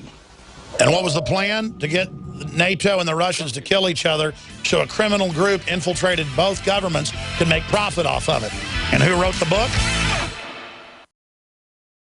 And they actually have paper targets, millions of dollars worth, of children that Homeland Security pays for local police to train shooting small children. Toddlers, under 12. The big score, anyone over 75, 100 points. Going in for the kill. I haven't played any of the clips. Al Sharpton attacking me, Chris Matthews attacking me, CNN saying the Liberty Movement more threatening than Al-Qaeda. I mean, it's all scripted. It's all happening just like I said it would be scripted. Remember back 6 years ago when I was saying this? No one was saying this. You're seeing it happen. We got their internal memos. And they weren't training the cops secretly for this because they weren't going to have it happen. Homeland Security was always set up for us, ladies and gentlemen. Islamic terrorism is real, radical Islamic terrorism, but the globalists fund it and allow it. And they used it to build up the police state. Now it's pointed at the American people. Now, I've got a guest popping in for like 10 minutes the next hour, the young man that confronted Nancy Pelosi on illegal NSA spying. And the reason he's coming on, and then I'm going to your calls, I promise. I haven't given the number out yet, is because he's the answer. People like him.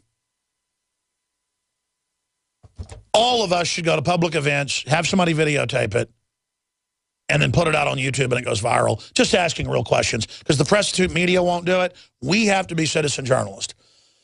And who knows, they'll say you're behind terrorism because you ask about the NSA. That's how we're going to beat them. So what? It doesn't work anymore when they call you racist if you don't like Obama. They don't have the power anymore. People don't watch and listen to them. Their little game is ending. Demeter is going to be joining us to talk about that and to play that clip of how you get it done. Now, I've done 2 hours, and I haven't plugged anything, folks. We are funded by viewers and listeners like you. Get a PrisonPlanet.tv membership to see the nightly news, all the films, live streams of the feed. $5.95 a month, 11 memberships, $5.95. You can share it with up to 11 people. It's a great way to spread the word, be part of the cutting edge of fighting tyranny. Look at how we're under attack. I'm willing to go all the way in this. I don't want to be a martyr, but if they kill me or set me up, look, I expect it.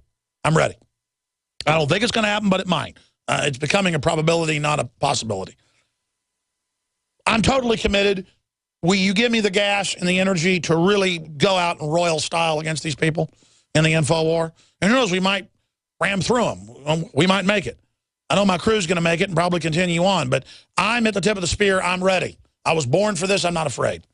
But I want to go hardcore and beat the enemy. So you energize me like the sun energizes plants.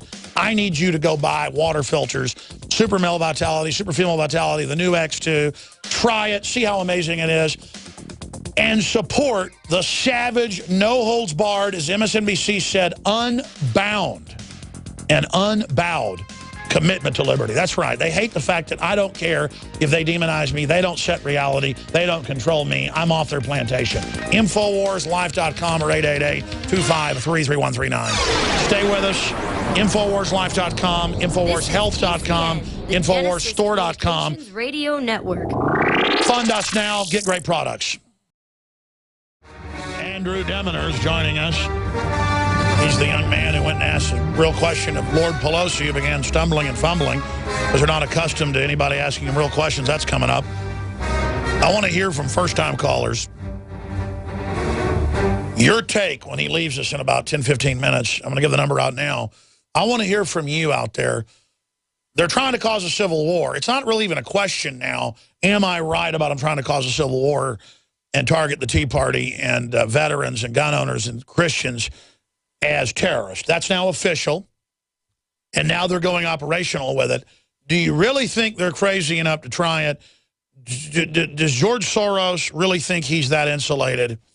I guess he's overthrown all these countries and got away with being a Nazi collaborator, and I guess he went on 60 Minutes and admitted that he collaborated with the Nazis and said he did what he had to do. I mean, I just... Maybe he is invincible. I mean, he can overthrow a half dozen European countries and put Nazis in charge. I mean, real Nazis. Heiling Hitler, the vice president of Ukraine. I don't know anymore, man. I'm living in the Twilight Zone.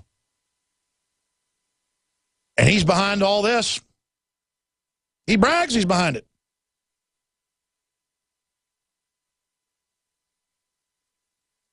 I just can't believe what a weird world it is that both of my grandfathers fought the Nazis, and they lionize it and build it all up as the most epic war of history. And then a top Nazi collaborator in his region, a true rat mole, who would go around finding where the Jews were hiding, and he's worshipped as a Jewish icon and gets ADL awards. I mean, what sick evil. I know I mean, Warren Buffett's a top eugenicist. He's tax exempt. He's the biggest beneficiary of banker bailouts, and he's financing all this anti-gun stuff and abortions, and I'm just sick of him. I mean, I just am so sick of him. And our country's so decadent, playing on their iPhones and watching TV,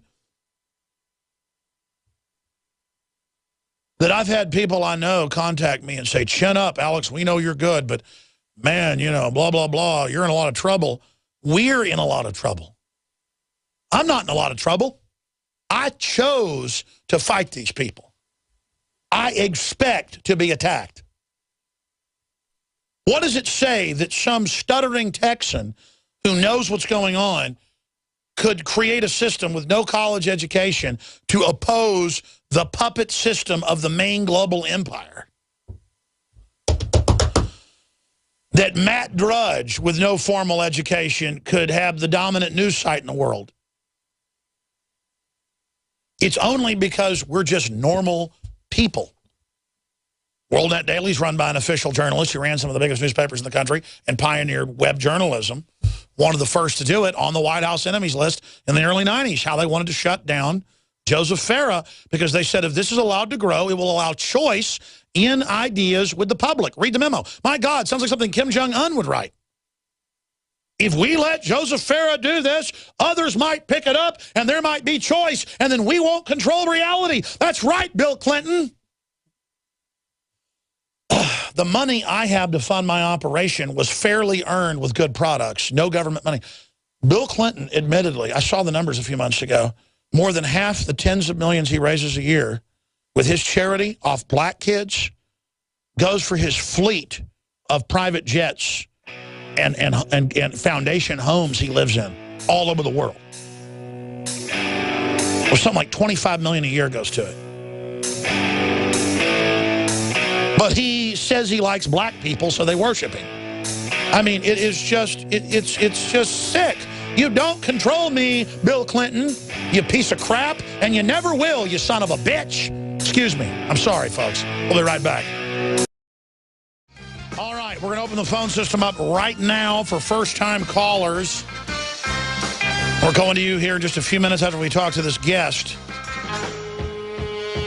They're clearly starting a civil war. They're clearly saying the new terror threat on CNN, that clip's coming up in a moment, is the bigger threat than Al-Qaeda. That's the official internal talking point we got 6 years ago from state police, federal marshals, and FBI in trifecta. And I called the phone numbers. The FBI got very threatening that I had those documents, told me I wasn't supposed to have them. It became national news. You know the rest of the story. They are now going operational with this, and that means they're going to stage stuff. When they roll it out and start announcing there'll be armored vehicles for your safety, and the Tea Party are terrorists, and Christians are terrorists, I mean, they're telling the military that in official manuals. That means they're getting ready to go operational. But I got to say something, then we're going to our guest. I'm going to give the number out.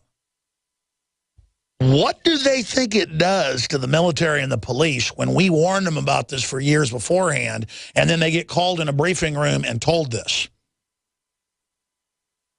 See, if we'd have just sat around and waited till they started the mass shootings and the bombings and things, staging them, and then let them march in and tell the cops, they might have bought it because the stuff was already happening.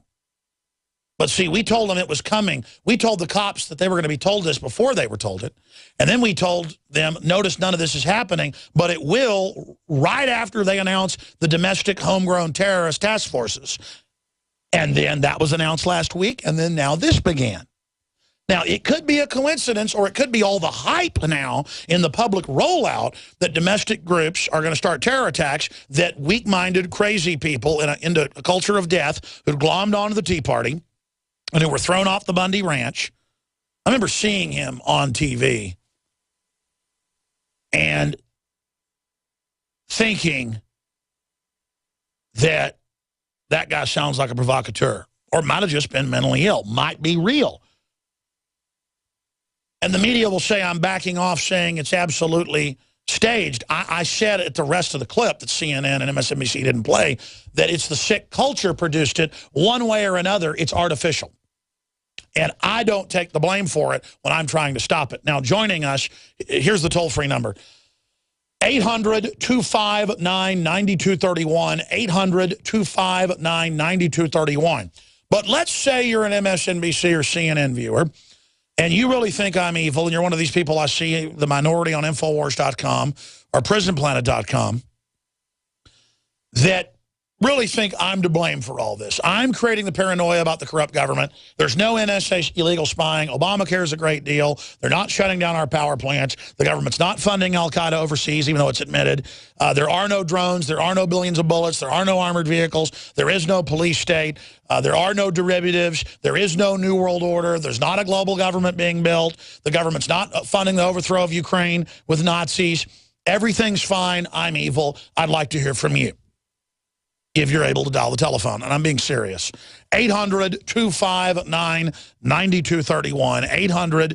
800-259-9231.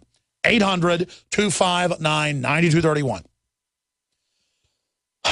Now, I wanted to get him on despite all this big breaking news. The official rollout of flipping Homeland Security onto real Americans. You like John Wayne? You like fast cars? You like freedom?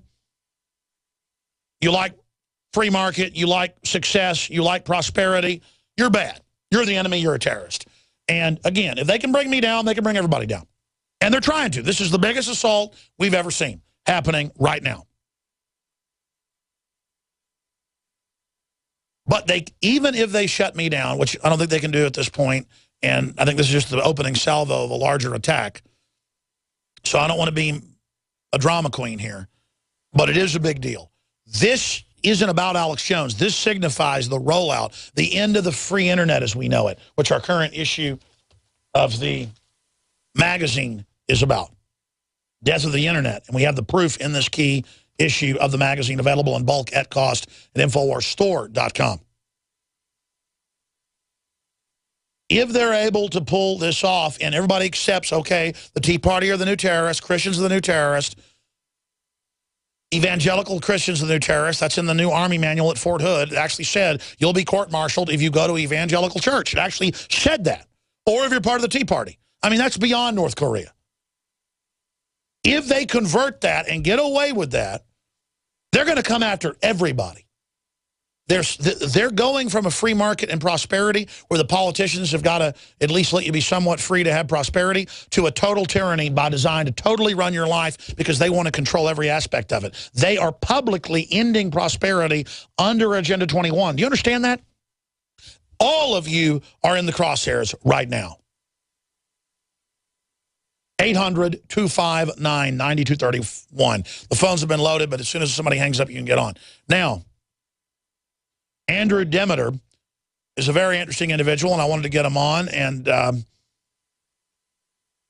he had to even fight to get this tape from C-SPAN. C-SPAN responded and said, oh, we don't want to mess up our relationship with the senator. So they're now acting like mainstream whores with their footage for him to get the rights of what's been on television, for him to be able to even show it.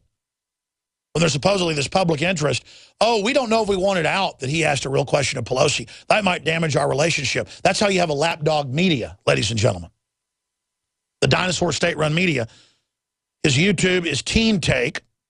I know he's a listener of the broadcast as well. He's been featured on the Drudge Report, The Blaze, you name it. He's been interviewed by InfoWars in the past as well, which is great. Then he got picked up by The Blaze and Drudge and others. That's what we're here to do. And he won first prize in C-SPAN's annual and national student cam documentary competition for his documentary, We the People, Genetically Modified. And it's so exciting that he's going out asking real questions, making documentaries as a teenager, and now asking real questions. This is the model. They can shut Alex Jones down, but the genie's out of the bottle, folks. You can go out. You can be a success. You can reach out to people. You can change the world like Andrew. Andrew, thanks for coming on with us. Thanks for having me on, Alex.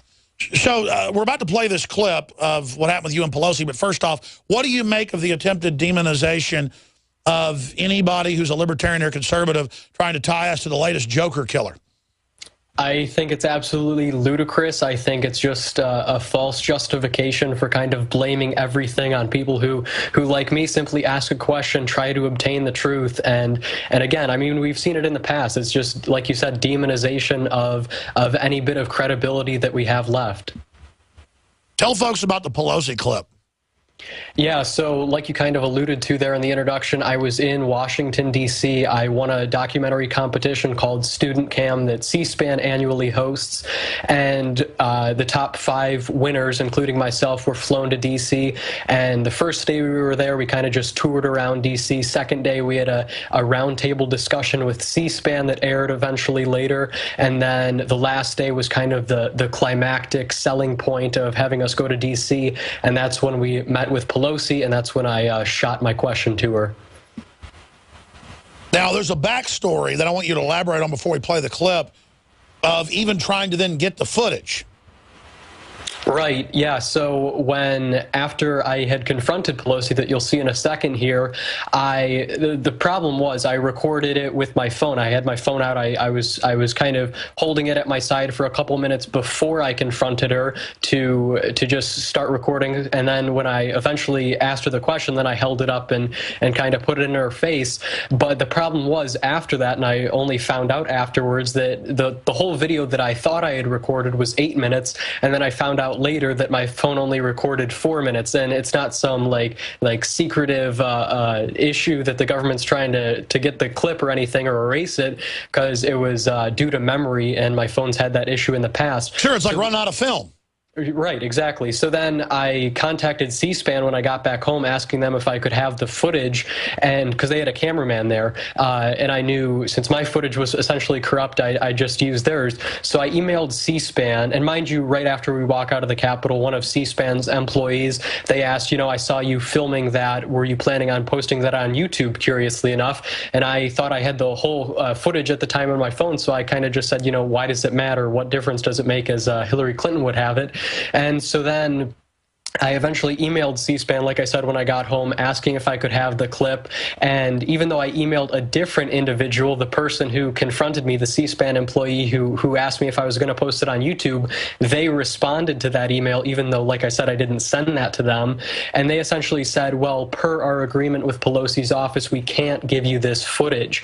So I found that pretty funny. You know, C-SPAN touts themselves to be objective and unbiased, yet they won't give me this hard-hitting question. But I do have to say it's not C-SPAN's fault or anything, because C-SPAN's founder, Brian Lamb, and my father and I actually went back to C-SPAN before we went back home.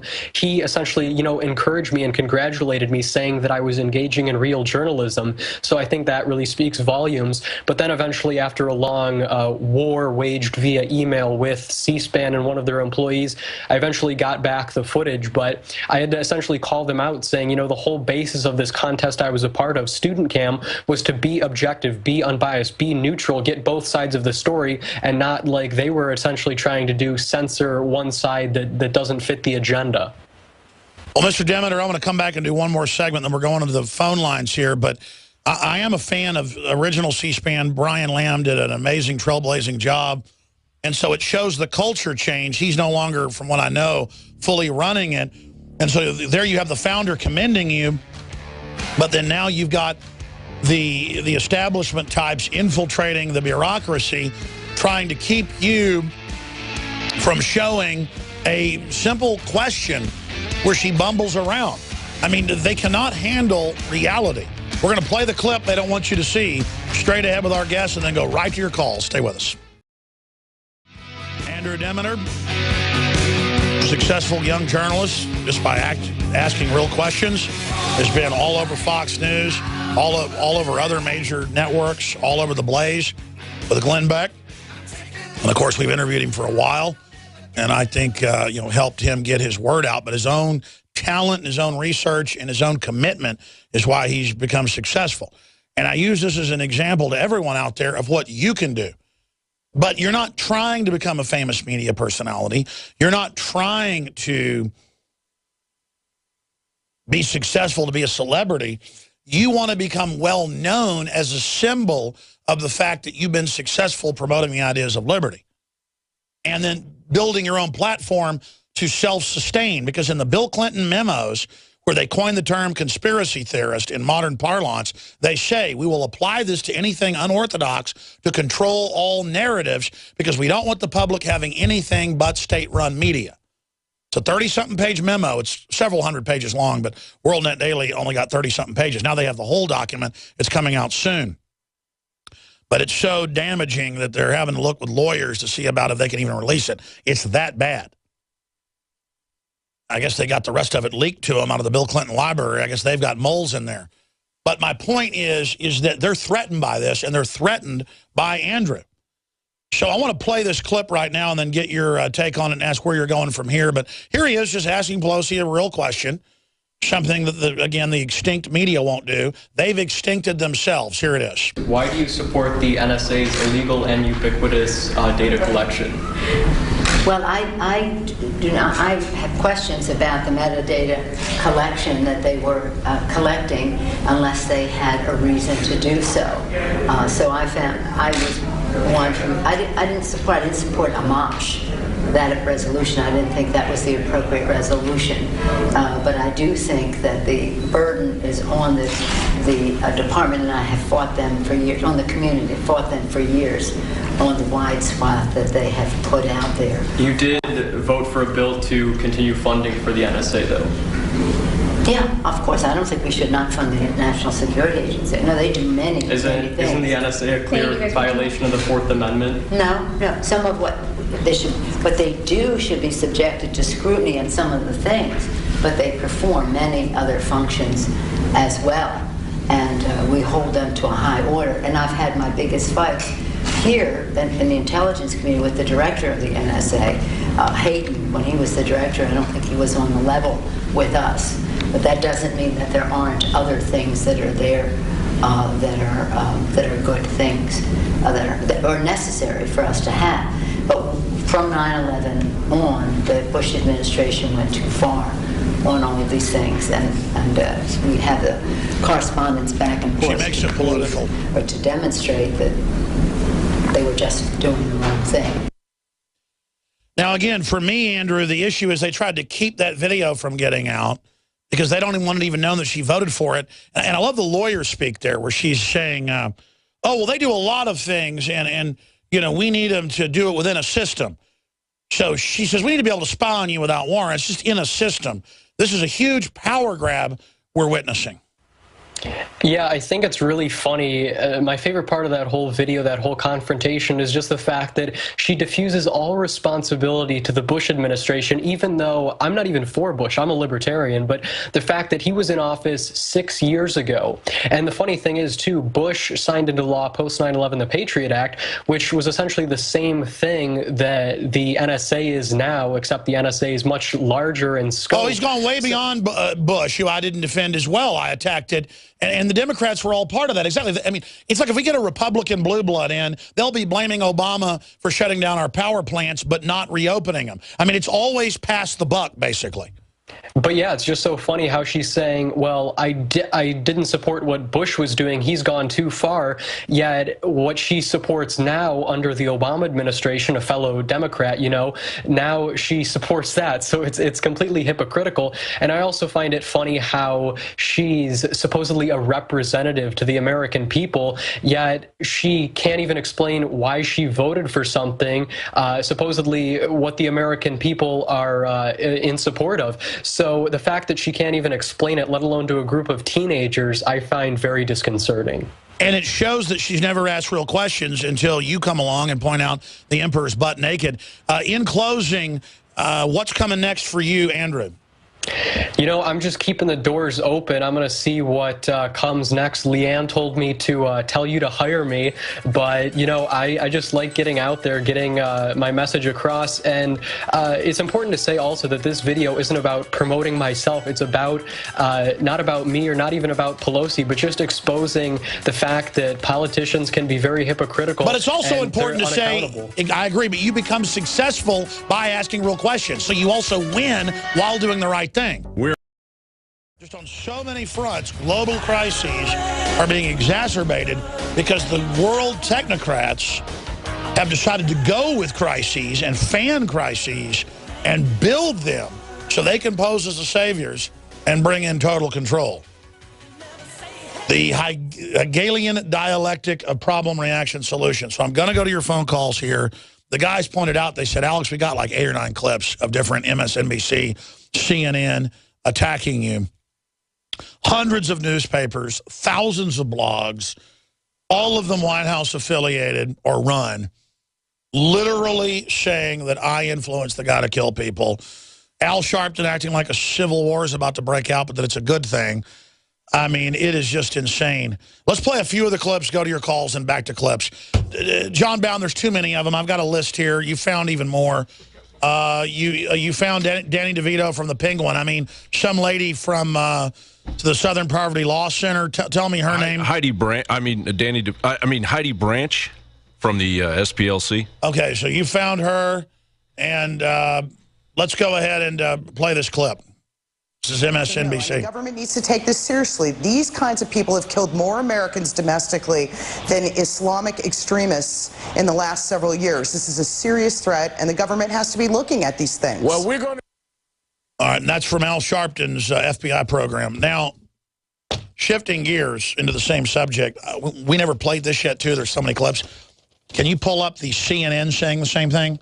That now the Tea Party is more threatening than Al-Qaeda? See what I'm talking about here, folks? Now, I'm on record telling you this 6 years before it started. This is their battle plan. It's been their battle plan all along. There's the article, Infowars.com, Kurt Nimmo. CNN says Liberty Movement more threatening than Al-Qaeda. We're going to go ahead and play you that clip. So it's CNN, it's MSNBC, it's all of them. Let's go ahead and play the clip. But on the airwaves today, conspiracy theorist Alex Jones, of whom Jared Miller was allegedly a fan of, Alex Jones fomented even more anti-government paranoia. We are in the middle of a globalist revolution against this country right now, and my gut tells me that the cold-blooded, degenerate, evil killing of 2 police officers and a citizen in Las Vegas yesterday is absolutely staged, ladies and gentlemen. Joining me now is the host of MSNBC's The Reid Report, Joy Reid. Joy, all right, and again, in Kurt's article, the first clip he has is from MSNBC. There's another, the story of Jared and Amanda Miller, and that's the one where they say the same thing. We have a quote in the article. We're going to not just have a link, we're going to add that to the video, and I'm going to play that as well, where CNN says Liberty Movement more threatening than Al-Qaeda. So let's get the clip on that subject. We got a bunch more of the Al Sharpton. We haven't played Chris Matthews demonizing me.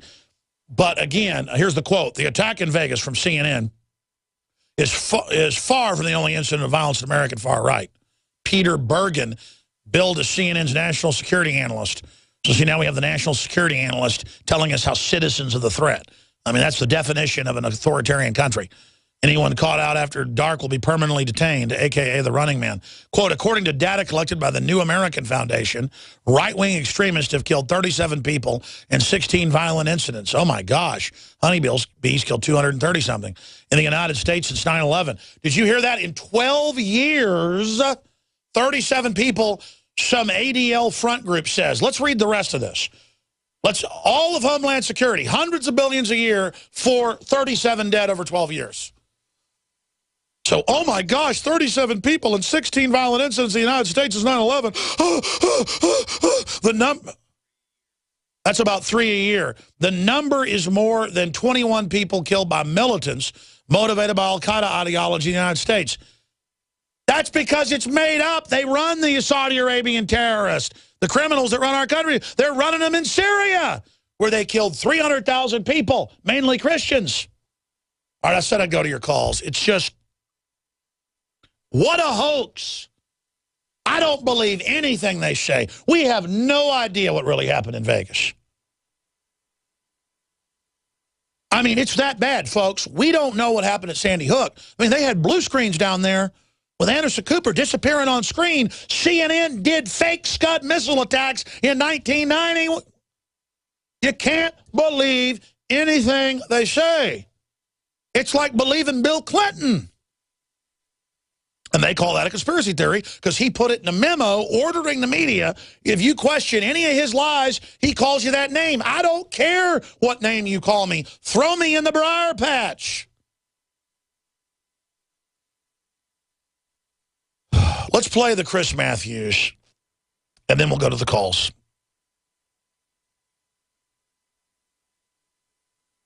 Theories have a presence or at least a grudging acceptance within the political mainstream because they're expedient. And what I think we have to do is stop this demonization, the birtherism, the conspiracy theories. Alex Jones on the radio today saying it's staged and all this kind of stuff. This whole thing was staged, but Alex Jones, just to get this straight, you're saying that he went on the radio today and said the federal government created this thing, and those 2 people really didn't do what they did. They didn't shoot the 2 police officers. They didn't shoot the civilian at Walmart's. They're saying, what do they think? I always wonder about conspiracy theories. What do they think did happen if it didn't happen as we saw it happening?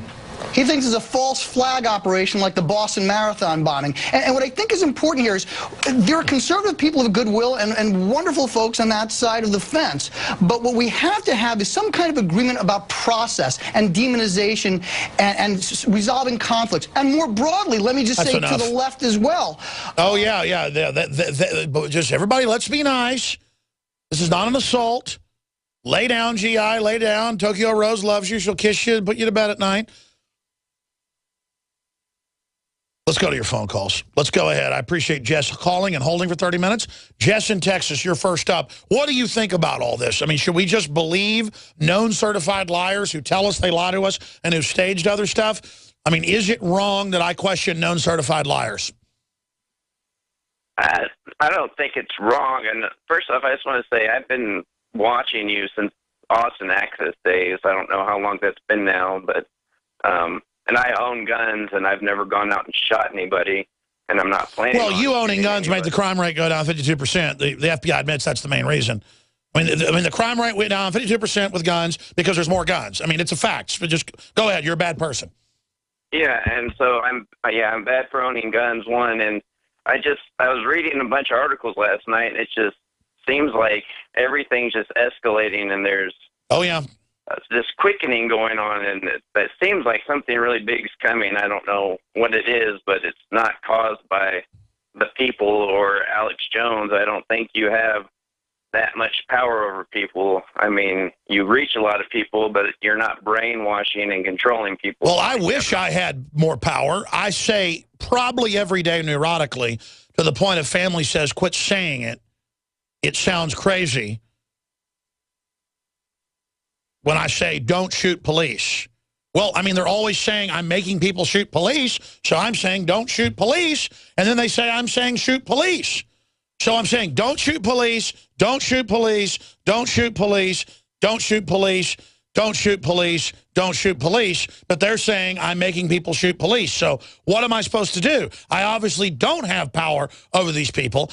I think the average police should be glad I'm here trying to stop a civil war. I mean, do you understand they want to start a civil war? Do people realize that it'll be like nuclear bombs going off in this country politically and economically and physically if a civil war starts? The Civil War in this country killed over 300,000 people in 4 years in the 1860s. Do you know what a civil war, they've billed Obama as this Lincoln savior, and they plan to have him with the domestic security force start a civil war. They've admitted that was their plan the whole time.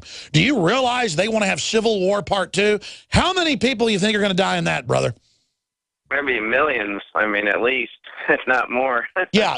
And let me tell you, they're telling cops in official memos that are in Forbes, not Infowars.com, that there's going to be a civil war.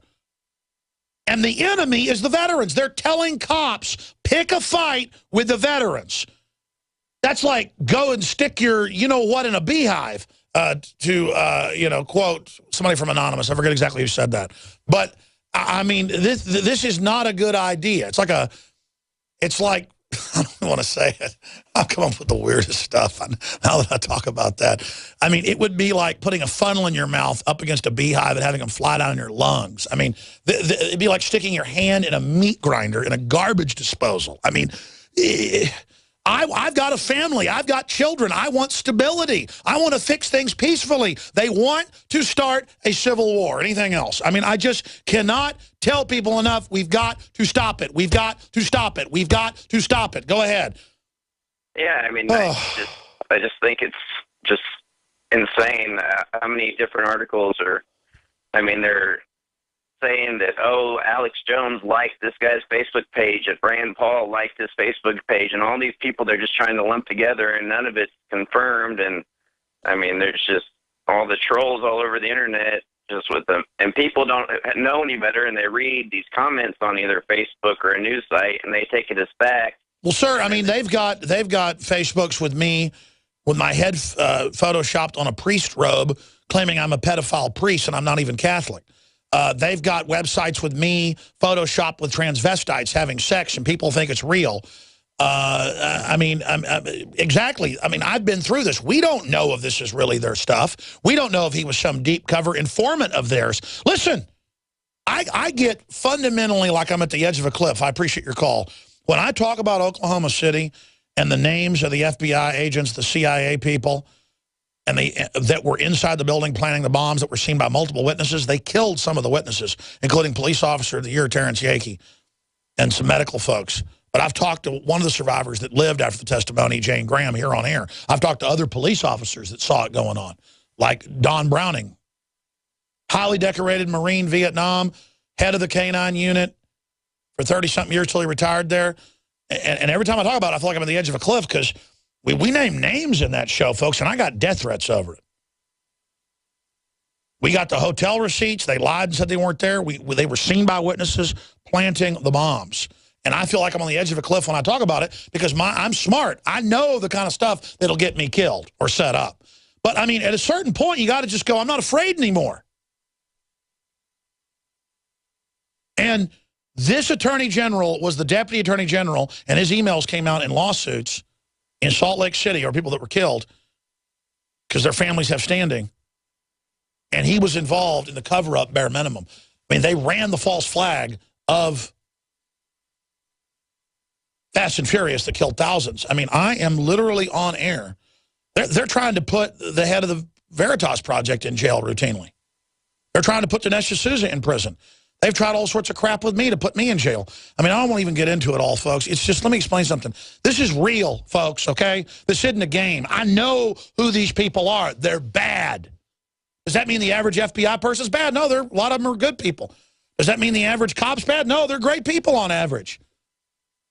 But they've got unlimited power now in this corrupt system, and they got bad people on top that are getting away with murder. Let's go to your calls. You're not going to shut up. I'm just really freaked out, man.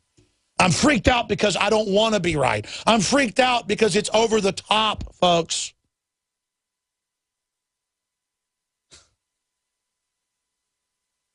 I mean, just as sure as the sun came up this morning, they're getting ready to stage a civil war, and I don't know how to stop them. And then it's got the cherry on top that I'm going to get blamed in the middle of it. Don't you see, folks, how epically horrid this is? But we could stop it. I should do a whole show tomorrow on how do we stop it. I don't know what we do at this point. I mean, it's so horrible. They're shutting the country down. They're stealing the pension funds. They're bankrupting us. They're shutting everything off. The borders are wide open. They're funding Al-Qaeda.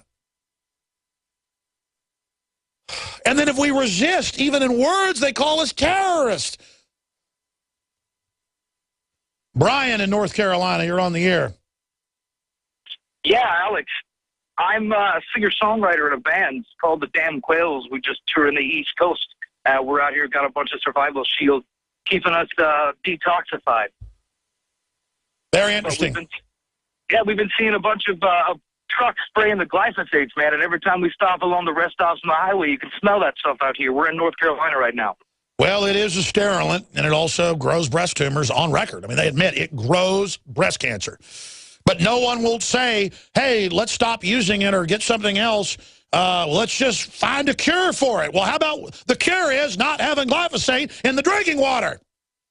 It literally smells like poison. My grandmother will not get surgery. She's almost 90, and she's still sharp as a tack, and I love her as much as anybody in my family. She's had breast cancer for 3 years. And, it's slowly growing, and if she lives long enough, it'll kill her. But, I mean, this has touched me. Everybody's been touched by breast cancer. My wife's mother, I mean, it makes me mad. And turns out Monsanto knows exactly what they're doing. Sir, what do you think of because I'm not mad at you, but I opened the calls up, and I said, we're talking about civil war and the shootings and how they're now saying Homeland Security's for the Tea Party. For me, I think that's a big deal that the anti-terror apparatus is for the Republican Party.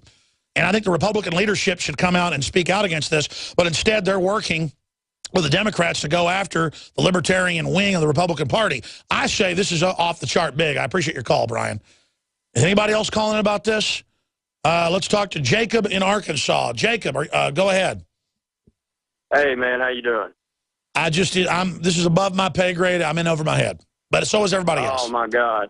I totally understand what you're saying. I don't normally get to listen live, man.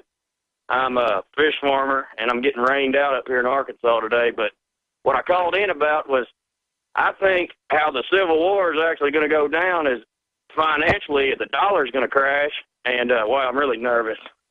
And I think the dollar's going to collapse. And then the food stamp zombies are literally going to start raping and pillaging the land. And people like me who can shoot ducks from 200 yards away with a .22 on moving water is going to be the last stand. We're going to be the last stand. Stay there. I'm going to come back to you, and then we're going to go to Chase, Jason, Chris, GB, and everybody. We're doing 30 minutes of overdrive. Everybody stay there. I'm going to come right back to you. That's right. And who do they train to fight?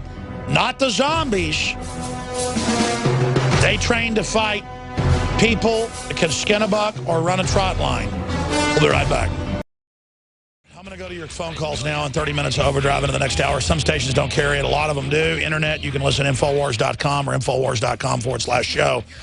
There's a story up on drudgereport.com in amongst all the other massive border collapse. It's just border collapse, lawlessness.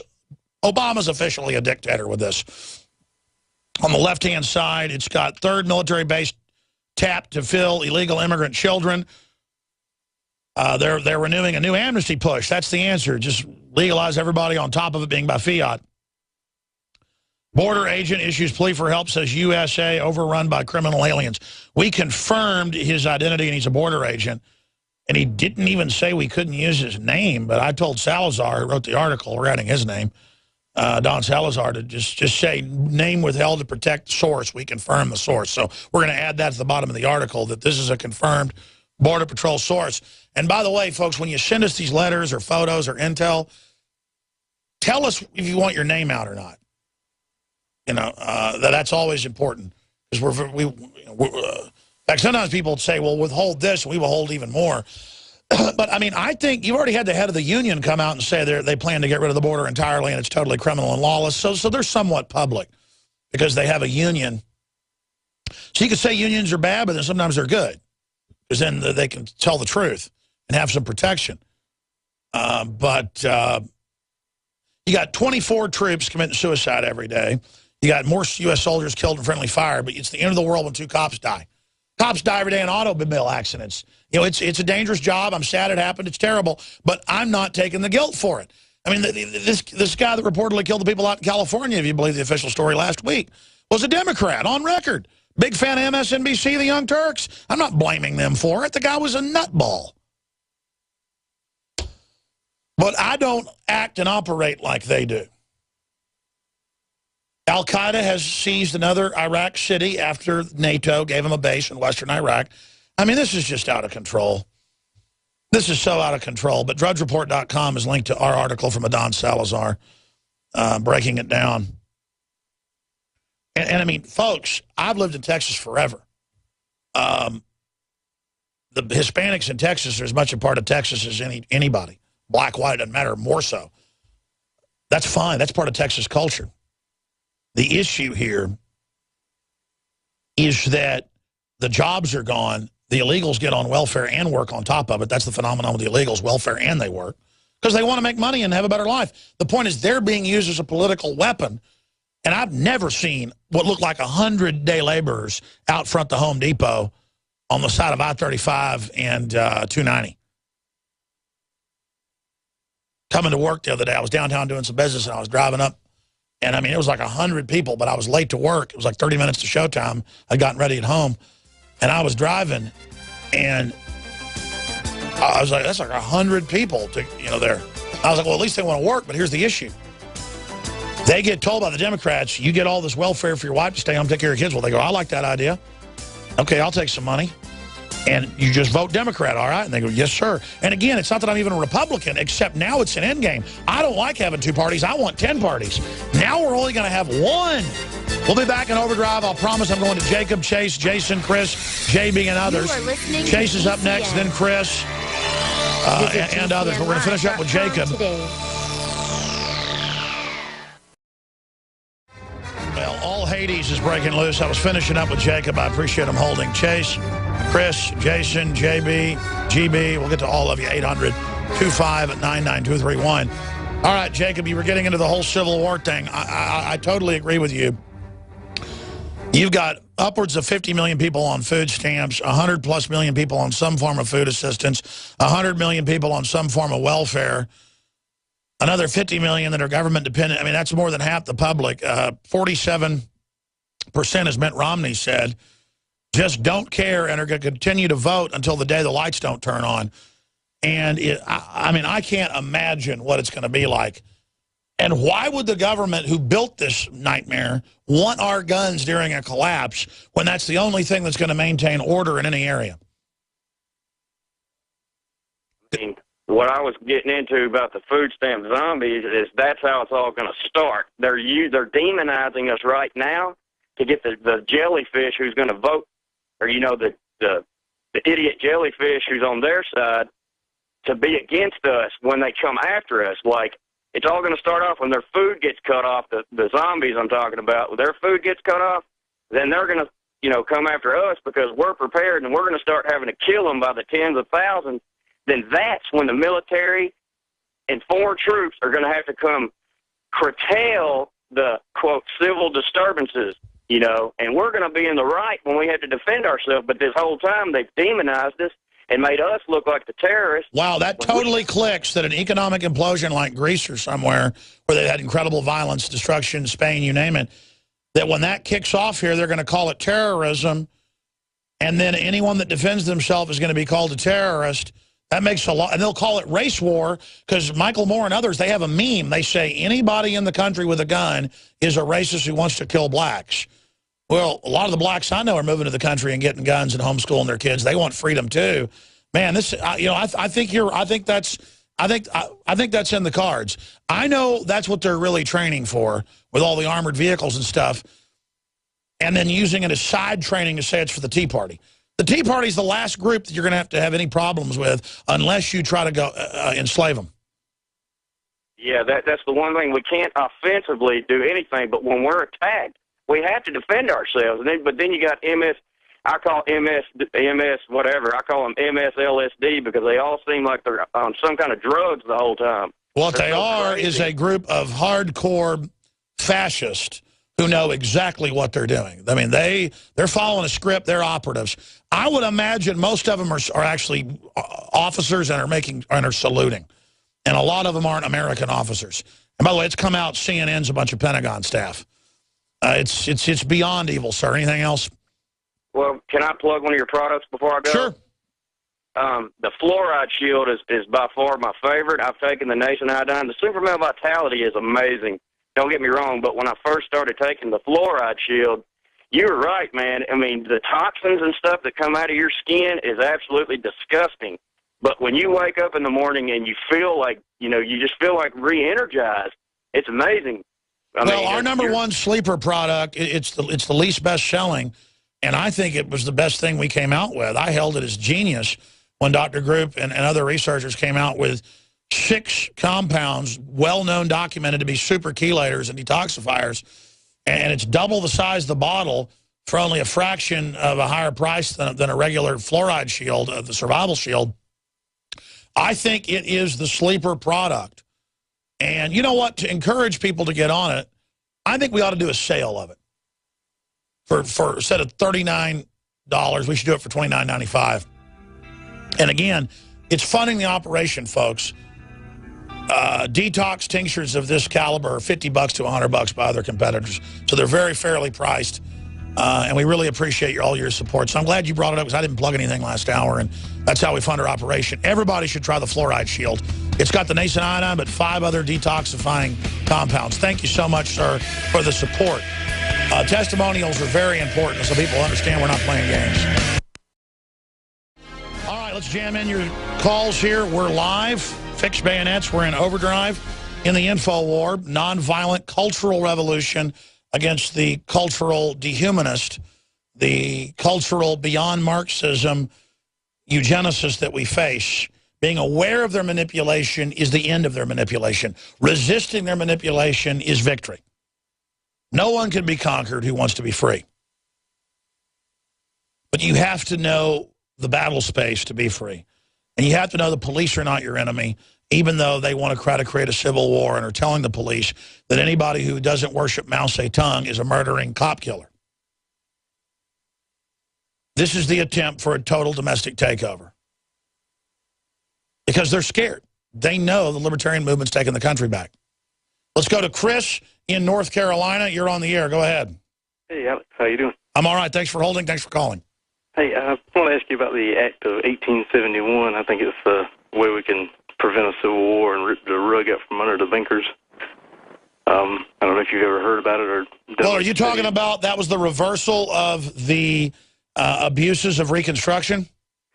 Yeah, the United States was in some financial troubles and made a deal with the devil, with the Rothschilds and other bankers, and basically reworded the Constitution and put us on the track we're on today. Well, I'm familiar with that a little bit. Refresh my memory more about it. Well, they signed in the act, and then they needed money, and so they gave bankers a lot of control over the country. Well, that's right. And in the 30s, in 1830s and such, the President Jackson fought against that. On his deathbed, said, "I killed the bank." But they did get quasi-control in the 1870s, but they didn't get really full control till 1913. We need to abolish the Federal Reserve, restore Glass-Steagall. Great point.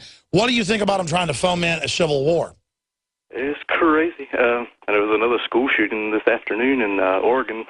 Yeah, that's probably gang-related. Yeah, 2 people shot, including the shooter. It's going to happen. It's part of a free society, but you got a much better chance. I think it's like 15 to 20 times, depending on the year, to die in a car wreck. Better chance of being electrocuted, falling in the bathtub. For non-self-inflicted gun wounds, if you add suicide, I think it's like 12,000 a year, to the tally of gunshot deaths, then it's more than drowning. I mean, ban lakes. I mean, you're going to ban swimming. More people die swimming in the lake. I mean, it's just you're going to die, folks.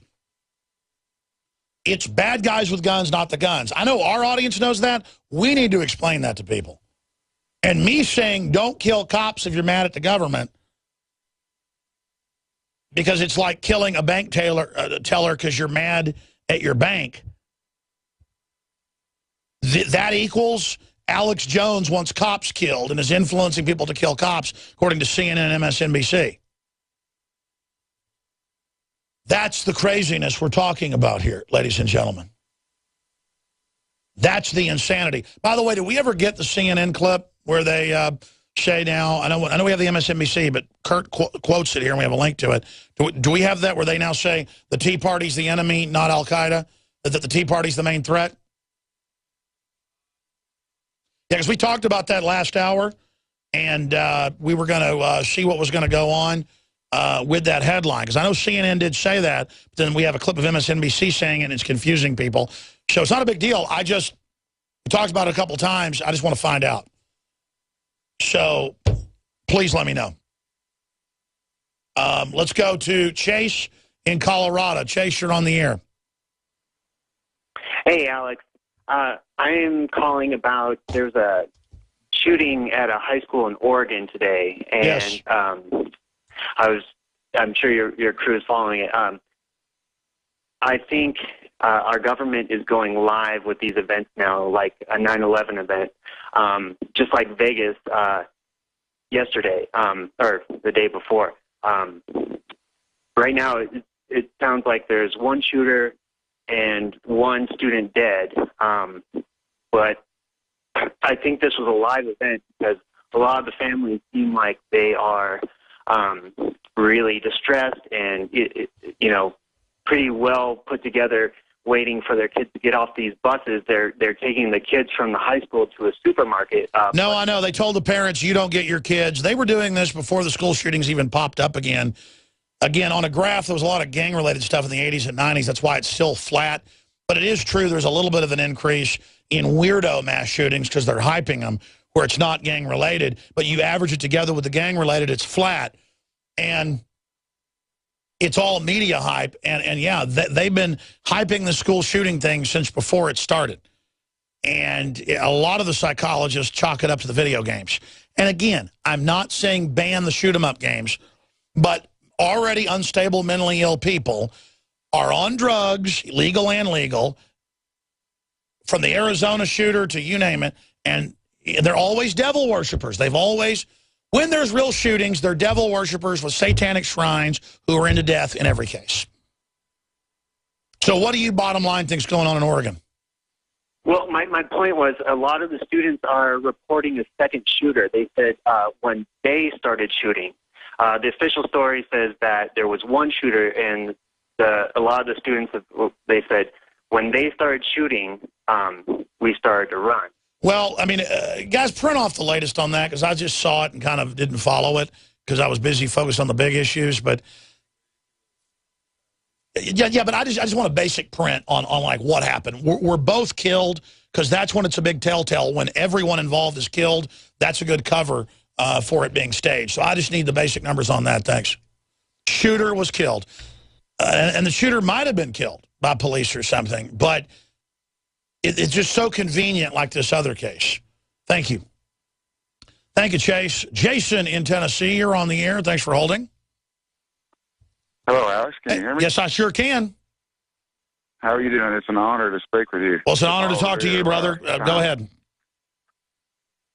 I just wanted to say thank you for everything you do. No, don't do that. You've woke me up. I started listening to you probably right after 9/11, 2001. You woke me up, and I can't thank you enough for that. I was just like the other zombies, watching the news and believing it. Well, Jason, I can't thank WBCR 1470, our oldest affiliate after Rochester, New York. 2 affiliates we have up there, Dr. Wolf stations, that still air the broadcast. But thank you so much, Jason. Give us your take on what's happening. They're now rolling out the script exactly as I predicted. It's not hard to do because they were telling us what they would do. 1,000 times. But I tell you what, my grandfather stormed the beaches of Normandy. I have an uncle that died in Vietnam. My brother was a Navy SEAL, served in Bosnia. And I'll tell you what, if they want to roll that out against the American people, they're going to, that's the worst mistake they could ever make. Yeah, I mean, there is a disconnect. The globalists know what they're doing, but George Soros just ratted people out and had them thrown in concentration camps. He didn't actually do the killing. And it goes for all these other MSNBC people and all the rest of them. I mean, they literally, they're not going to get away with what they've done if they cause a civil war in this country. I will guarantee you, in the end, they are the ones that ought to be worried. And I know they're a bunch of cowards. Why do you think they don't understand what they're doing? I guess they haven't studied military history. They haven't studied asymmetrical warfare. They haven't studied this country. I guess they haven't. I guess they haven't even studied Afghanistan or Iraq. That the greatest military power in the world can't even lock down those countries. I mean, what makes them think they're going to be able to lock down America? What is your family? Gun owners. What does your Navy SEAL brother think about all this? You know what? He's a little bit skeptical, but, you know, every now and again he'll get a few beers in him and tell me some things that'll make your skin crawl. And I'm not even going to say it over the phone. I don't want to get him in trouble or nothing. But what, torturing people, shipping drugs in? What is it? Well, kind of more along the lines of like that movie Resident Evil.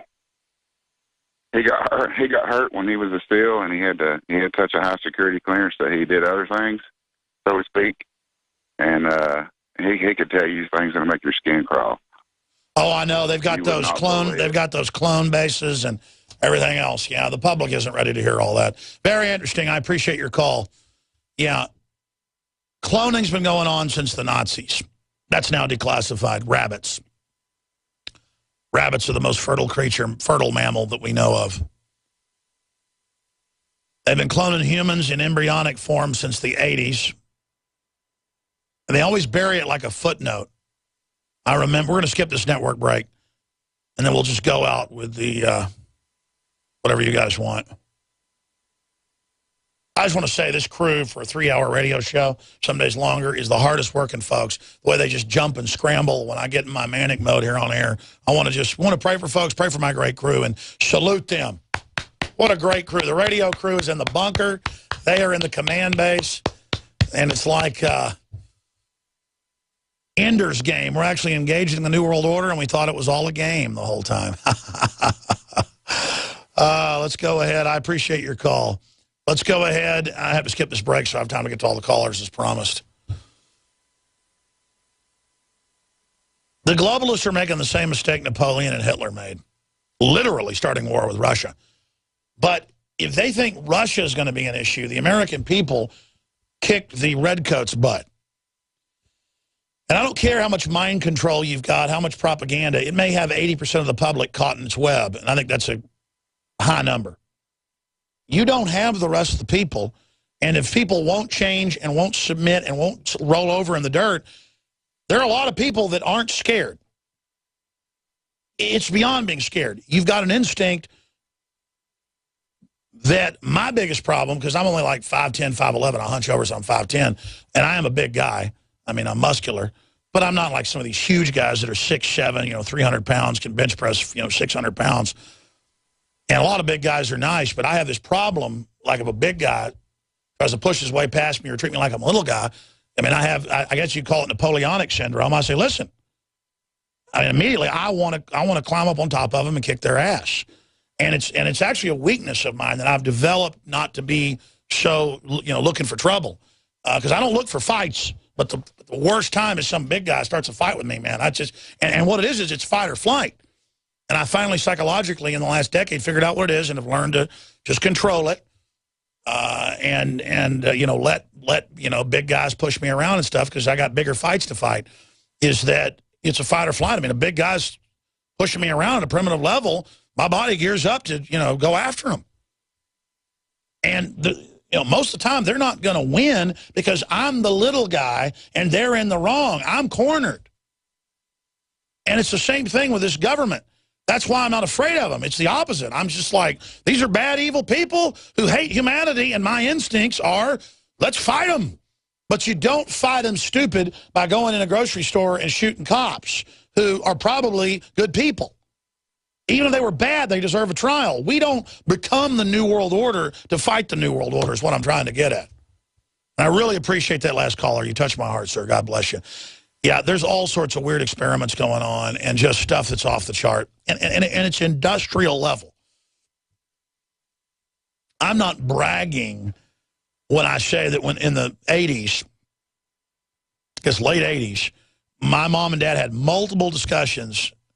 And my dad would say, let's talk about it privately and stuff like that with my mom. So I never even heard all of it. He won't talk about it today, where the CIA tried to hire him, because I had some family that did stuff for the CIA, to be inducted in Maryland into literal below-ground bases for a 4-year secret tour. And they were hiring other top dentists that were pioneering implants. My dad pioneered implants and would, taught it at medical school and all that. And it was literally, they just said it's cybernetics, it's highly advanced. And he was, and it was $400,000 a year, way more money than he was making then. And he owned dental offices. And he said no, because my dad did work at the medical school. He was someone who would do medical procedures on high-level CIA people. They would come into him, and then they would not allow deadening. They would have people there watching while he did procedures on people just because they can't be put under. That was back during the Cold War. And so my dad did do that. Probably get mad at me when telling this. But the whole point is that what that guy was talking about, I mean, it's reportedly really bad what's going on now. I mean, you name it, Island of Dr. Maru level stuff, ladies and gentlemen. And it's just from what I've been told by high-level people, not my dad. He was just went and interviewed and was told about it, and it's just we're not in Kansas, is what I'm trying to tell people. Let's go to GB in Louisiana. Go ahead, you're on the air. Hey, Alex, thanks for taking my call. You bet. Welcome. Hey, I just wanted to let you know that I've taken your advice. And I started my own web page, aggregating some news, trying to wake up my local community down here in New Orleans, and doing some man-on-the-street type interviews down in the French Quarter, just trying to wake up regular folks like me and you. Well, keep it up. What do you think about what's going on with the attempt to start the Civil War? Do you disagree they're trying to do that, or what do you think? No, I agreed. I just completed a Citizens Academy with my local sheriff down here, and I confronted him on the fact that he was reiterating these talking points that you've been mentioning over the last, God knows how long, about domestic terrorism and how they weren't worried about Al-Qaeda anymore, and that they've got to do something because people are dying every day. And I asked him, where? Who? Like, he was speaking like there was already a war going on. Well, that's because MSNBC and CNN go, there's an epidemic of Tea Partiers killing people. 36 in 12 years. That's 3 a year. That's the opposite of an epidemic. That's less people than great white sharks kill every year, one of the rarest ways to die. I mean, my point is, no, that's the thing. They've got to do something. Harry Reid's on the Senate floor. We have the clip. We got to shut down free speech, the Tea Party. I mean, this is outrageous. I emailed Kurt Nimmo about an article that I'm working on, and I've included some audio footage from what he had to say, just a snippet of that. So who is this that was saying that? Who is telling you this? This is the sheriff down here in Jefferson Parish, Louisiana, and he's one of the biggest sheriffs because of the population that we have. I know. That's the main one. And he said they got to do something about what? Because I know we have an article with another sheriff saying we got to prepare for war with the veterans because of the epidemic. It's a talking point, and they go out and say there's an epidemic of veterans killing police. We've got to go after them. Really? Where? This Joker guy wasn't a veteran. I mean, he's saying they've got to gear up for who? He was saying that people are dying every day because of domestic terrorism, and that he wasn't worried about Al-Qaeda anymore. I have to finish listening to the rest of the audio because it was been a couple of weeks since I completed the class, and I've been working on my website. Sir, that's incredible. I want to put you on hold. I want to give you to our reporters, Adon Salazar, Kurt Emma, whoever it is you want to talk to. That is a powerful article that we need to put out, that they're teaching that in classes. I mean, that's the official rollout, that the Tea Party is the new Al-Qaeda and Alex Jones is its leader. I'm basically the new Osama bin Laden. I mean, let's just get it straight here. And, you know, you wake up in the morning and you discover that you're being blamed for cop killings and you're the new terror leader. I mean, it's weird. That's all I can say. My life is officially Twilight Zone level. Sir, I'm going to put you on hold. Are you in college or high school? What type of class was this?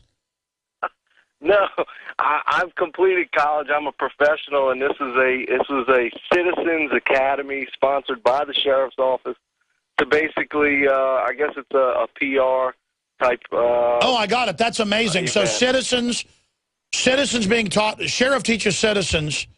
Citizen snitch classes, sheriff teaches citizens in snitch classes. How do you put a headline on it? Law enforcement snitch class says watch your neighbor, or says Tea Party's the terrorist. You think that's a fair headline?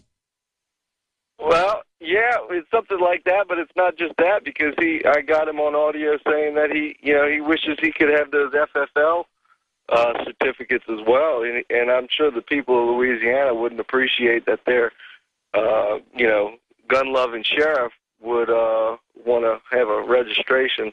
Wait a minute. The sheriff wants to get your guns registered? You're kidding.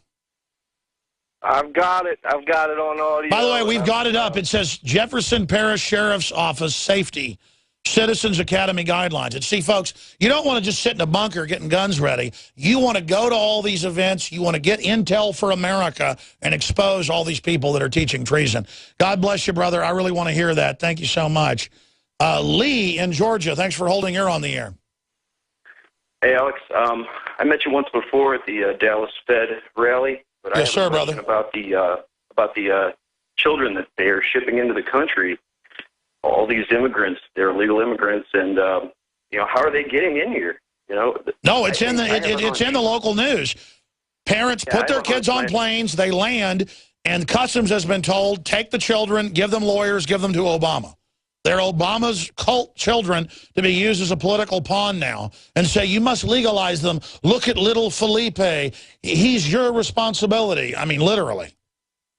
Well, it just set my spidey senses off, because it seems to me like, they're storing them at military bases now and all this stuff. Like, what if they're going to use them as child soldiers at a point? Well, they say they're being abused. I mean, I don't know. Look, Oliver North wanted to use rounding up immigrants in an immigrant wave as a cover to build FEMA camps and to get everybody used to military holding large groups of non-criminal populations. And that's called Rex 84. That's declassified. So, yeah, that could be it, brother. Great points. I'm sorry to Greg in North Carolina. No, you know what? We're going to continue overdrive. We'll come back with the fixed bayonets clip, and then we'll go to Jeff and Mark and everybody else straight ahead. We've got a Jakari Jackson intro as well we're going to play. Let's play the Jakari Jackson clip when we come back. We're just going to keep going. Stay with us. Renewed hostile actions against United States ships on the high seas and the Gulf of Tonkin have today required me to order the military forces of the United States to take action in reply. That reply is being given.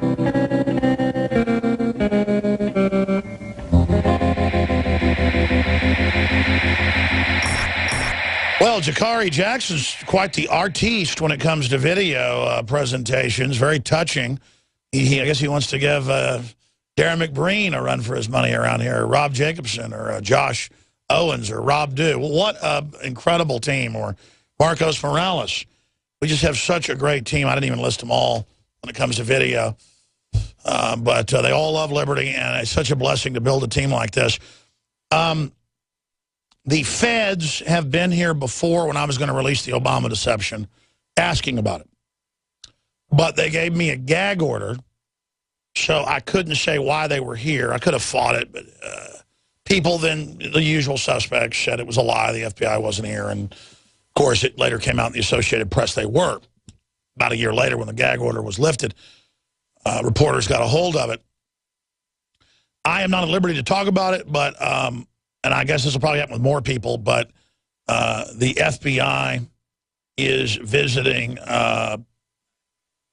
DHS, the overarching DHS, is visiting people without warrants who are contributors to the InfoWars network and asking questions about me. In a case in California, and it's an ongoing thing. So it's just pure intimidation, and it doesn't intimidate anybody.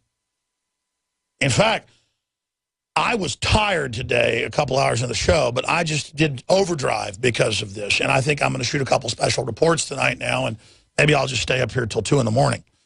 Because that's my rule, is that people censor us, we double down.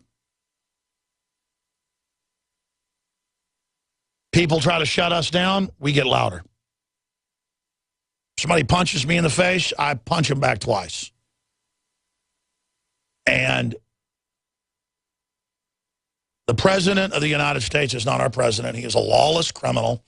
I am an American being raped by the private Federal Reserve, raped by Obamacare, raped by their GMO, raped by them funding al-Qaeda with my tax money to kill 300,000 mainly Christians in Egypt, Libya, and Syria.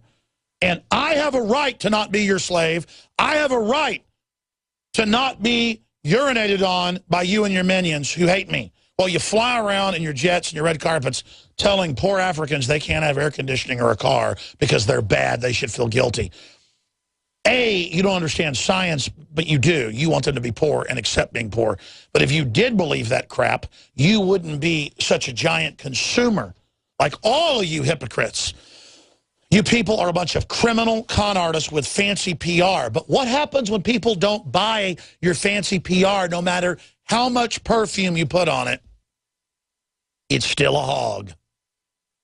A big, ugly, rotting, stinking carcass of a hog. And here's the news. You can demonize me all day long. People want off the New World Order train. People don't like where it's going. You can try to stir up race wars all day. You can try to stir up fights between the sexes and religious fights. You can fund destabilization all over the world. You can say our veterans are crap and cut off their VA care and try to euthanize them or psyop them and tell them they're mentally ill and try to put them on drugs. They're waking up. And you evildoers, and that's what they are. They love doing evil. They love inventing evil. They want to teach kids 2 + 2 = 5. Because they've got to grow up in a world where I say don't kill police, don't be violent. And then they say I'm causing people to kill police. That's 2 + 2 = 5. No, it equals 4, ladies and gentlemen. 2 + 2 = 4. 2 + 2 = 4. 2 + 2 = 4. 2 + 2 = 4.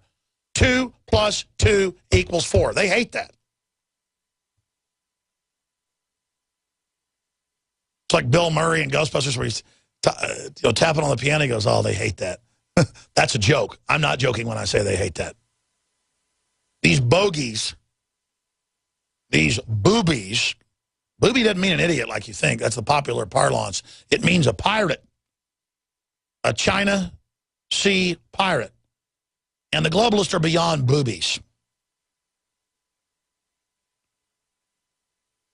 Your classic pirates of the world were just robbing other merchant navies that were pirates in their own right in many cases. It was men against men. You could admire pirates to a certain extent if you actually study them. Some of the pirates of the Caribbean, things like that. But I will tell you right now, I do not admire the pirates that run Skull and Bones and the pirates that run MSNBC. They are despicable people. They don't have a passion and a love for women. They don't have a passion and love for art. Or what they do have a love for is ugliness and lies and fraud and stench. And they want to turn everybody's productivity off so they can squat on what's left of it and dole it out. They want to tell everybody what to do. And I am set against them forever. And this show is a testament to the ragtag nature of liberty and the fact that it's got them all up in a dander. And we have a bigger audience than pathetic MSNBC. CNN is a shadow of itself. You people are pathetic. So just keep saying I'm a terrorist or deeply racist or behind the Boston bombing or, you know, I was born in 1974. Maybe I was, if there was a cop was shot in 73, maybe I did that too, before I was born. Why are they demonizing us? Because they're scared. Let's go to your calls. Greg in North Carolina. Greg, you're on the air. Go ahead. Hey, Alex, I'll be brief because I know you're pressed. No, I got time. We don't go to break for a while. Go ahead. Well, fortunately, I have a lot of time to do research, and I came across a really interesting tidbit that I'm really surprised that the mainstream media has not picked up on this. But it appears, Alex, that you had something to do with the Hindenburg disaster in 1937. You're kidding. I just want to know what you have to say for yourself, young man. Well, I'm against blimps being filled with hydrogen. I think passenger blimps should not be filled with hydrogen. They should be filled with helium. And I apologize for the death and the loss, but I wasn't involved. Well, you know, the Titanic didn't really hit an iceberg, and I know it blew up midstream, and I hear that you had something to do with that as well. Well, I'm sorry for the loss of lives there, but I wasn't involved, I promise. Take care, Alex. Thank you for calling. That guy sounded like Porter Stansbury. Let's go ahead and talk to Mark in New Mexico. Mark, you're on the air. Yeah, Alex, I finally got to the telephone to talk to you after all these years I've been listening to you, man. You sound like a character. Well, I guess I am. I'm an ex-Air Force pilot and a Vietnam vet. And I can tell you stories. I've never really talked to you, but I decided today, someone said, try to get in, and I did. I got in. So here I am. Well, I want to say what I always say to people. Thank you for putting up with me. Go ahead. Yeah, well, Alex, I want to tell you something, pal. I'm quite a bit older than you. I'm 75 years old. I was around for Vietnam, all of that mess and all the rest of it, in the Air Force at the time, flying.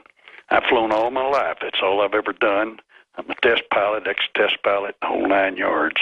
And I have been around the horn. And I mean, I've been around the horn. A lot of the stuff you read about and hear about sometimes I was even involved in. So I didn't just get out of fall off the wagon is what I'm trying to say. You didn't just fall off a pumpkin truck. Got it. You got it. In fact, they had me picking the pumpkins. Anyway, what I called you about, I just want to encourage you, brother, and you are my brother, pal. Let me tell you, you are my brother. This country, my God, I hope the people wake up. They've got to wake up, but they're not going to be a country if they keep going the way they're going. This cannot stand. They put a man in the presidency. They can't even legally be the president. I don't even want to get on that subject. But this is how bad we have slid backwards, and we're still sledding backwards. The things that you're giving them, thank God you're there, Alex. I could never talk. But you can talk, man. Give it to them before we're actually shooting at each other. You know, at my age, I hate to think I'm going to have to drag a rifle off the wall one of these days. It could happen. I'm not going to give in to this. I've listened to you for years, man. I mean, way back there. And going back to John Stadtmiller, the first time I ever heard of you. Oh, yeah, John's still doing a good job with this show. Well, listen, I want to tell you something. We've got a project where when I hear iconic voices, we're going to have them do voiceovers like Scottish John, who's an Austin listener, and I've known him for about 15 years, running into him at pro-gun demonstrations. And we pay Scottish John for doing that ad, even though he didn't want money. Your voice right over the phone, you could do some good ads and promos. So if you want to give us your name and number, I'm going to start this project so it's not just my voice all day with the ads or promos or even famous quotes of founders. I want to start including that on the nightly news every night. So maybe once a week you could record on a tape recorder. We sent you that and mail it back to us, or if you're not technical. But I'd like to have you do some voiceovers because you've got an iconic, sounds like a Texas accent. Are you from New Mexico or Texas? Born and raised in Corpus Christi, Texas. Yeah. All right, well, listen. The whole family's all buried down there. Everybody, I've got a wife. We've been married for a lot of years. Yeah. And she's a school teacher. And like I said, I still, the last job I was on that I've done, the Jepson Flight Simulator, I'm the guy that did all the work for MDM on that. So guys that don't like that, they can blame me for it. I did literally all the flight work for MDM, and then they sold it to Jepson, the program. They also did a twin engine program, and I did that also.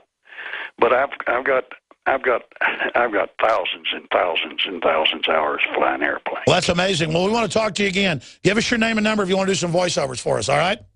Yeah, sure, anytime. Guys, get his name and number right now, John Harmon. Thank you. Don't hang up. All right, that was a very interesting caller. What was his name again?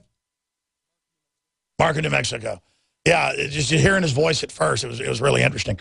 Now, I feel sorry for folks having to hear my raspy voice all day, and half the time I'm gibbering and jabbering.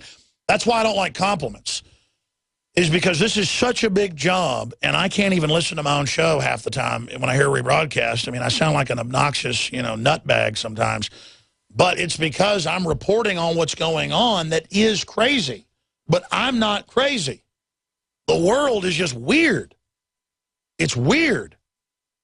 And by the way, folks, if you want to do voiceovers for us, do audio clips and send them to, say, showtips@infowars.com, or maybe audio at Infowars. Create that email, audio at Infowars. Or how about voice at Infowars? That'll be the email, voice at Infowars. We'll create that email.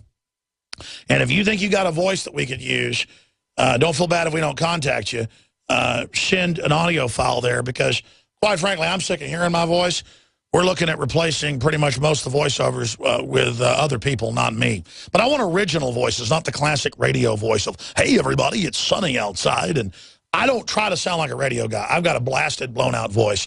That's why it sounds like this. And half the time I'm so wound up, it's unlistenable. But it's very humbling to hear old guys like that having confidence in me.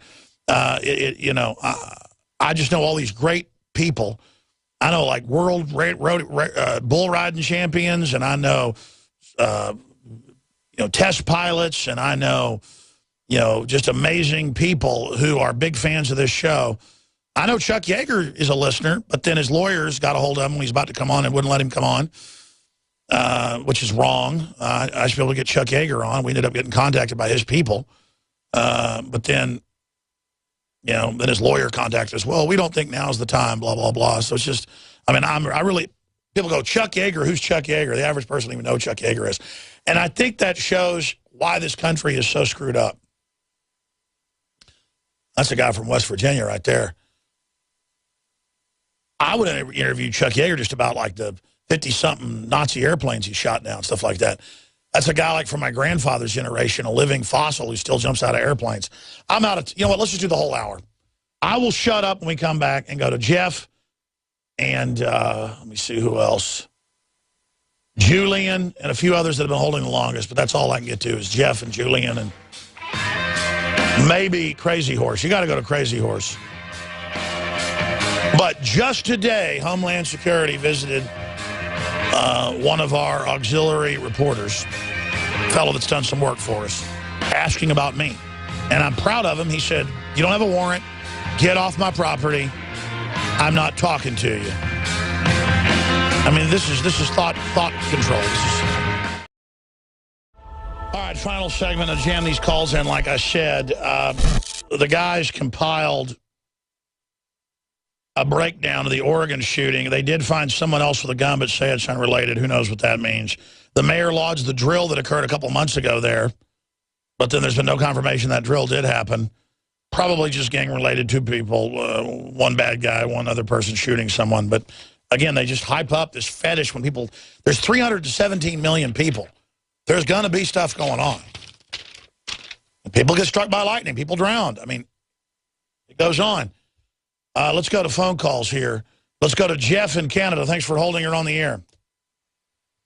Alex, God bless InfoWars and the entire team. We're praying for you and all your families. I can imagine what they must be going through. But what I wanted to talk about was the Canadian government and how complicit they are and how in lockstep they are with this entire globalist agenda.